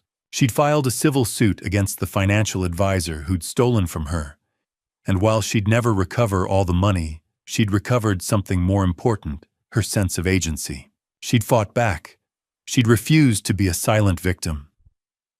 I spent 3 months feeling ashamed, she'd told the group last week. Like I should have known better. But then I realized he spent 20 years building my trust so he could steal from me. 20 years. That's not my failure. That's his crime. The group had erupted in applause. It was a small moment, but it mattered. By 5:30, the pot roast was filling my kitchen with the kind of smell that made a house feel like a home. I set the table for 3, using the good plates Catherine had insisted we save for special occasions. Every dinner with Philip felt special now. Every normal moment was a small victory against what we'd almost lost. Philip and Sarah arrived at 6, Sarah carrying a bakery box with something chocolate inside. "Mr. Crawford," she said warmly, handing me the box. "Philip says you have a weakness for chocolate cake." "Philip talks too much," I said, but I was smiling. "And please call me Daniel, Mr." Crawford makes me feel like I'm about to investigate someone's insurance claim. She laughed, a genuine sound that filled the kitchen with lightness. I could see why Philip was drawn to her. After 4 years with someone who'd calculated every word and gesture, authenticity must have felt like oxygen. Over dinner, Sarah asked questions about Catherine, about our life together, about the house and the neighborhood. Not prying questions, just genuine interest. She listened when I talked about Catherine's garden, about the rose bushes she'd planted that Russell now tended, about the coffee shop where we'd met 45 years ago. "She sounds wonderful," Sarah said simply. "I wish I could have known her." "She would have liked you," I said, and meant it. Catherine had always been a good judge of character. She would have seen what I saw, someone real, someone steady, someone who wasn't performing a role. After dinner, while Philip and Sarah cleaned up, despite my protests, I stepped outside to the back porch. The same porch where someone had stood a year ago with a key to my house and plans to destroy my life. But tonight it was just a porch again, just wood and steps and the sound of crickets starting their evening song. Philip joined me a few minutes later, 2 beers in hand. "She's good for you," I said. "Yeah." Philip took a drink. "It's weird, Dad. After everything with Elena, with Isabella, whatever her real name was, I didn't think I'd ever want to trust anyone again. But Sarah makes it feel safe. Does that make sense?" Perfect sense. We sat in comfortable silence for a while. Inside, I could hear Sarah laughing at something on TV, a sound that seemed to ease something in Philip's shoulders. "I got a letter today," I said.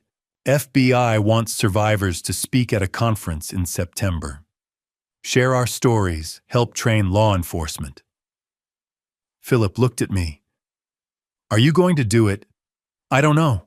Part of me thinks I've talked about this enough, but another part thinks, what if my story helps catch the next Elena Voss before she destroys another family?" "Then you should go," Philip said firmly. "You caught her dad. You saved us. If talking about it saves someone else, that's worth whatever discomfort it costs you." I looked at my son, 34 years old, heartbroken and healing, sitting on my back porch drinking beer and giving me advice. When had he become so wise? "You're right," I said. "I'll call them tomorrow." Inside, Sarah had found one of Catherine's old photo albums. We spent the next hour looking through pictures, Philip as a baby, as an awkward teenager at his college graduation. Catherine laughing in the kitchen covered in flour from some baking disaster. Our trip to the beach the summer before she got sick. "Your mom was beautiful," Sarah said softly, studying a photo from our 20th anniversary. "She was," Philip agreed. "Inside and out. She never would have let Dad get scammed. She could spot a lie from a mile away." "You got that from her," I told him. "You found Elena's laptop. You chose to look even though part of you didn't want to know. That's Catherine's instinct for truth." Philip smiled, but his eyes were bright with unshed tears. Grief and healing lived together now, I'd learned. You didn't stop missing someone just because you were moving forward. Sarah left around 10, but Philip lingered on the porch. "Dad," he said as he was leaving, "thanks for tonight, for welcoming Sarah, for not making this weird." "Why would I make it weird?" "Because the last woman I brought home tried to rob you blind." We both laughed, real laughter, that felt like releasing something heavy we'd been carrying too long. "Sarah's not Elena," I said. "And you're not the man you were a year ago. We're both smarter now. Sadder maybe, but smarter." Philip hugged me tight. "Love you, Dad." "Love you too, son." After he left, I cleaned up the dinner dishes and thought about the year ahead. The FBI conference, continued support group meetings, more Wednesday dinners with Philip and probably Sarah, Russell's morning coffee visits. Jake teaching me about whatever new technology he thought I needed to learn. A normal life rebuilt from the ashes of betrayal. I picked up the FBI letter again, and this time I didn't hesitate. I'd call them in the morning. I'd tell my story one more time and then another time after that if it helped. Because Dorothy was right. Staying silent protected the criminals. Speaking up protected the next victim. Elena Voss had thought I was weak because I was old and grieving. She'd thought my trust was a vulnerability she could exploit. She'd been wrong about both things. My trust hadn't made me weak. It had made me human. And my age hadn't made me helpless. It had made me experienced enough to recognize the patterns, stubborn enough to fight back, and wise enough to know when to ask for help. Outside, the spring night was perfect cool breeze, clear stars, the sound of the city settling into sleep. Inside, my house felt like mine again. Not a crime scene, not a battlefield, just home. I turned off the lights and headed upstairs, already planning tomorrow's pot roast leftovers for lunch with Russell. The dogwoods would bloom again next spring. Life would continue forward, and I would be here to see it stronger for having survived, grateful for the people who'd helped me fight back, and ready to help the next person who needed someone to believe their story. That was enough. That was everything. I closed Catherine's journal and sat back in her old chair, feeling the weight of everything I'd just written. The words on those pages weren't just my story anymore. They were a roadmap for anyone who might need it. A warning, a guide, a promise that fighting back was possible. My phone rang, breaking the silence. Agent Moreno's name appeared on the screen. "Mr. Crawford," she said when I answered. "I hope I'm not calling too late." "Not at all. What's going on?" "I wanted to give you an update. Elena Voss's case has generated significant attention within law enforcement. We've had calls from 3 other states' victims who saw the news coverage and finally felt brave enough to come forward. People she targeted before 2015, before we had any record of her." I gripped the phone tighter. "How many more?" "At least 4 additional victims that we're confirming now. Could be more." She paused. "Mr. Crawford, your decision to fight back, to gather evidence to testify, it's creating a ripple effect. People who thought they were alone are realizing they're not. People who felt too ashamed to report are finding their voices." After I hung up, I sat at Catherine's desk for a long time thinking about those 4 new voices. 4 more people who'd lived in silence, carrying shame that wasn't theirs to carry. 4 more families destroyed by Elena's calculations. But they were speaking now. That mattered. The next morning, I drove to the community center for our Tuesday support group meeting. Dorothy was already there, setting up coffee and arranging chairs in our usual circle. She'd taken on the unofficial role of group coordinator, finding purpose in helping others navigate what she'd survived. "Daniel," she called out when she saw me. "I need to tell you something." We sat down before the others arrived. Dorothy pulled out her phone and showed me a text message from her daughter. "Mom, I saw a video online, an elderly man telling his story about almost being scammed by his daughter-in-law. It made me realize I need to check on you more. I'm sorry I haven't been around. I love you." Dorothy's eyes were bright with tears. "My daughter and I haven't spoken properly in 2 years. Not since the mess with the financial advisor. She blamed me for being careless with Dad's money, but she saw something, I don't know what video, and it made her reach out." "That's wonderful, Dorothy." "It made me think," she continued, "how many people are out there right now isolated and scared who just need to hear that someone else survived this, that it's not their fault." By 7 o'clock, our support group had filled up. 8 regulars, and tonight, 2 new faces. An elderly man named George, who'd been scammed by a home repair contractor. A woman named Patricia, whose nephew had been stealing from her for 3 years. They were nervous, ashamed, still processing. I remembered that feeling. "Welcome," I said when it was my turn to speak. "The first thing you need to know is that you're not alone. The second thing is that this wasn't your fault. And the third thing, the most important thing, is that you're already fighting back just by being here."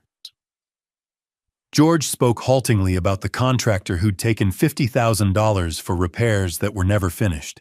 Patricia cried as she described watching her nephew, her sister's son, a boy she'd helped raise, systematically empty her savings account. "I feel so stupid," Patricia whispered. "He was family." "You're not stupid," Dorothy said firmly. "You loved him. That's not stupidity. That's humanity. They count on that." After the meeting, as people filtered out, George approached me. "Agent Moreno gave me your name, said you might be willing to talk about how you did it, how you fought back when it was your own family." We sat in the parking lot for 40 minutes while I told him about Philip, about Elena, about the moment I decided to stop being a victim and start being an investigator. George listened intently, taking notes on the back of an envelope. "I don't know if I can do what you did," he said finally. "I'm 79. I don't understand computers or security cameras or any of that technology." "You don't have to understand everything," I told him. "You just need to find people who do." Jake Martinez taught me about digital security. Diane Foster handled the legal side. Russell checked on me every morning. I didn't do this alone, George. Nobody does. He nodded slowly. "My grandson. He's good with computers. Maybe I could ask him." "Ask him," I encouraged. "Build your team, then fight back." The following week, I received an email from the FBI Victim Services Division. They'd scheduled me to speak at the national conference in September, but they had another request. Would I be willing to participate in a training video for law enforcement, something that could be distributed to police departments nationwide, teaching officers how to recognize and investigate elder fraud? I called Philip that night. "They want me to do a training video for police. I'd have to tell the whole story again on camera, knowing thousands of people will watch it." "What are you thinking?" Philip asked. "I'm thinking about Patricia from Support Group, and George, and the 4 new victims Agent Moreno told me about. I'm thinking if a police officer in Kansas or Oregon sees that video and recognizes the pattern in a case they're working, that's another Elena Voss caught, another family saved." "Then you already know your answer, Dad." He was right. In late March, I drove to the FBI field office for the video recording. They'd set up a small studio with professional lighting and cameras. Agent Moreno was there along with a victim advocate specialist and a cameraman who looked young enough to be Philip's son. "Mr. Crawford, we're going to ask you questions," the advocate explained. "Just answer naturally like you're talking to a friend. We'll edit it down later, but we want your authentic voice, your authentic story." For 90 minutes, I sat in front of those cameras and relived everything. The night I heard sounds in my backyard, the deleted security footage, the bank fraud attempt, the laptop discovery, the FBI sting operation, the trial. But I also talked about the recovery, about Philip's healing, about the support group, about learning to trust again without being naive. "What would you say to a law enforcement officer who's investigating a case like yours?" the interviewer asked. I looked directly into the camera. "Listen to the victim. Even if they seem confused or embarrassed or can't quite explain what's wrong, listen. Someone who's being exploited often doesn't have all the pieces. They just know something feels off. Take that seriously. Investigate thoroughly. Document everything. And understand that these criminals are sophisticated. They're not cartoon villains. They're professionals who've spent years perfecting their methods. You're not dealing with a simple theft. You're dealing with organized crime. After the recording finished, Agent Moreno walked me to my truck.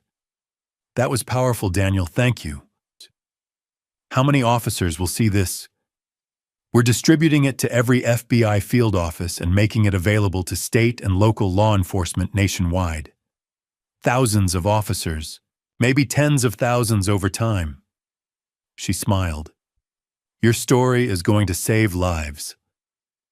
Driving home, I thought about those thousands of officers, each one potentially encountering an elderly person who felt something was wrong but couldn't prove it. Each one now trained to look for the patterns I'd identified. Each one equipped to spot the next Elena Voss before she could finish her con. That night, I opened Catherine's journal again and added a new entry. Martirikis, today I recorded a video that might help catch criminals across the country. I told our story to strangers who will use it to protect other families. You always said that surviving something hard meant you had a responsibility to help others survive it too. I understand that now. Philip is thriving. Sarah is good for him. Russell still comes by every morning. Jake upgraded my security system again. I think he just likes having projects. Dorothy and I are helping new people at support group every week. We're okay, Catherine. We're more than okay. We're fighting back. We're making sure what happened to us helps prevent it happening to others. I think you'd be proud of that. By April, the video had been distributed. Agent Moreno sent me an email with feedback from law enforcement agencies. A detective in Oregon had recognized the patterns in a case he was working and successfully intervened before the victim lost their savings. A sheriff's deputy in Tennessee had used the video to train her entire department on elder fraud recognition. George from support group called to tell me he'd pressed charges against the contractor with help from his grandson and a lawyer Dorothy had recommended. Patricia had cut off her nephew and was working with Adult Protective Services to recover her money. The ripples were spreading. Each person who found their voice encouraged another. Each story shared became armor for someone else. I kept speaking at senior centers. The audiences grew larger. After each talk, people would approach me with their own stories, some seeking advice, others just needing someone to listen and believe them. An elderly woman named Rose told me her son-in-law had been pressuring her to add him to her house deed. But after hearing you talk, I said no. I asked questions. I brought a lawyer to the meeting, and when he got angry that I wouldn't just trust him, that's when I knew you were right. Real love doesn't punish you for asking questions. These moments, Rose standing up for herself, George pressing charges, Patricia cutting off her nephew, those 4 new victims finding their voices, these were the real victories, bigger than Elena's arrest, bigger than the trial verdict. Because we weren't just catching criminals anymore. We were building a community of survivors who refused to be silent, who understood that speaking up protected the next person, who knew that shame belonged to the predators, not the prey. Standing in my kitchen one evening, watching Russell tend Catherine's roses through the window, I realized something. Elena Voss had tried to isolate me, to make me weak and vulnerable and alone. Instead, she'd connected me to thousands of people, survivors, advocates, officers, strangers who'd heard my story and found courage in it. She'd wanted to destroy my family. Instead, she'd helped me build a bigger one, a community of people committed to protecting each other. That was her biggest miscalculation. She thought targeting me would be her biggest payday. Instead, it became her final con. And we were just getting started. When I look back on everything that happened, I understand now that the real danger did not begin with a shadow in my backyard. It began the day I chose comfort over clarity. And to you listening to this story, remember this. The moment something unsettles your spirit inside your own home, do not silence it. Pay attention. Pause. Ask questions. The cost of ignoring that inner warning can be far greater than the discomfort of confronting it. For a long time, I convinced myself I was being patient, thoughtful, supportive. After Catherine passed, all I wanted was for my son to feel whole again. I wanted laughter back in this house. I wanted warmth at the dinner table. I wanted our broken pieces to look repaired. What I did not admit to myself was that grief had softened my judgment. Loneliness had lowered my guard. I confused endurance with wisdom. I confused peace with denial. That was my failure. This family story did not begin at 2:03 in the morning, when I heard metal scrape against wood. It began months earlier when subtle details felt off, and I chose not to examine them too closely. Papers slightly rearranged, questions about insurance that felt a little too specific. A tone shift I brushed aside. I told myself I was imagining things. I told myself I was being overly cautious. Do not be like I was. If documents move and you did not move them, investigate. If someone rushes financial decisions, slow them down. If answers sound rehearsed, ask for proof. Love does not require blindness. Family does not require silence. Many people think stories like mine belong in collections of grandpa stories shared for dramatic effect. But these grandpa stories carry warnings hidden beneath the suspense. They are reminders that age is not weakness. Age is experience sharpened by time. I spent 4 decades identifying fraud in insurance claims. I understood patterns. I knew manipulation. Yet I nearly fell victim in my own living room because I wanted harmony more than honesty. Criminals do not search for ignorance. They search for emotional openings. Grief, loyalty, isolation. If you are listening and thinking, "This would never happen to me," I once believed the same thing. And that belief almost cost me everything Catherine and I built together. Here is what I have learned, and I share it plainly. Boundaries are not acts of distrust. They are acts of protection. Documentation is not paranoia. It is discipline. Verification is not disrespect. It is wisdom. Technology helped save me. A camera mounted on a wall, a timestamp that kept running, a file that refused to disappear. Learn the tools available to you. Ask someone younger to teach you. Pride can cost you dearly. Curiosity can preserve you. Community saved me as well. Russell noticed what I overlooked. Jake uncovered what was hidden. Diane fought where I could not. Alone, I might have doubted myself. Together, we stood firm. Isolation is the predator's strongest ally. Connection is your shield. This family story is not about revenge. It is about responsibility. When I chose to gather evidence and involve authorities, I was not seeking retaliation. I was protecting what my wife and I built with decades of sacrifice. Stewardship is not anger.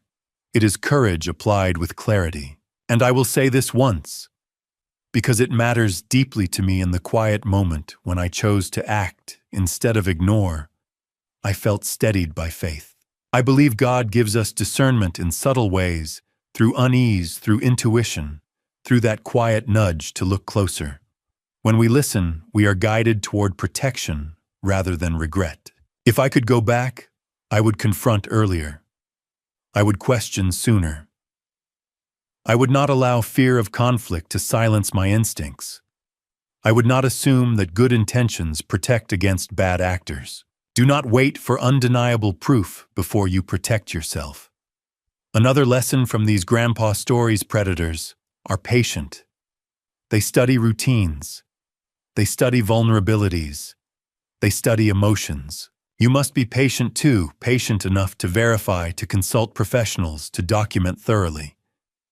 Here is my personal view: dignity grows from action. The moment you defend your boundaries, you reclaim control. The moment you speak up, you weaken manipulation.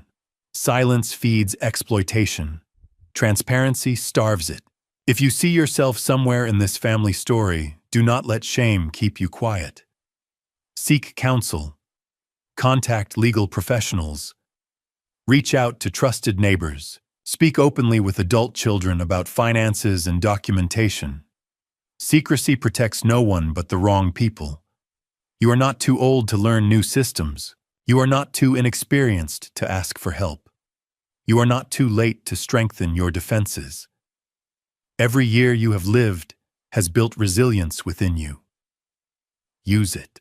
These grandpa stories are not about bitterness. They are about awakening. They are about transforming pain into awareness so that fewer families endure the same fracture. Peace without vigilance is fragile. Trust without verification is incomplete. Love without boundaries is vulnerable. I am not proud that I hesitated. I am proud that I corrected my course. That is the difference between regret and growth. If this message resonates with you, consider sharing it with someone who might need encouragement to ask hard questions. A neighbor, a widowed friend, a parent navigating financial changes. Awareness is protection passed forward. Leave a comment and tell me what lesson stood out most to you. Your reflection might help someone else see warning signs earlier. If meaningful reflections woven through powerful grandpa stories and layered inside a compelling family story matter to you, consider subscribing. It quietly supports conversations that build resilience rather than fear. Every comment strengthens community. Every share expands awareness. Every subscription signals that we refuse to look away. Thank you sincerely for staying with me until the end of this chapter. And one final note.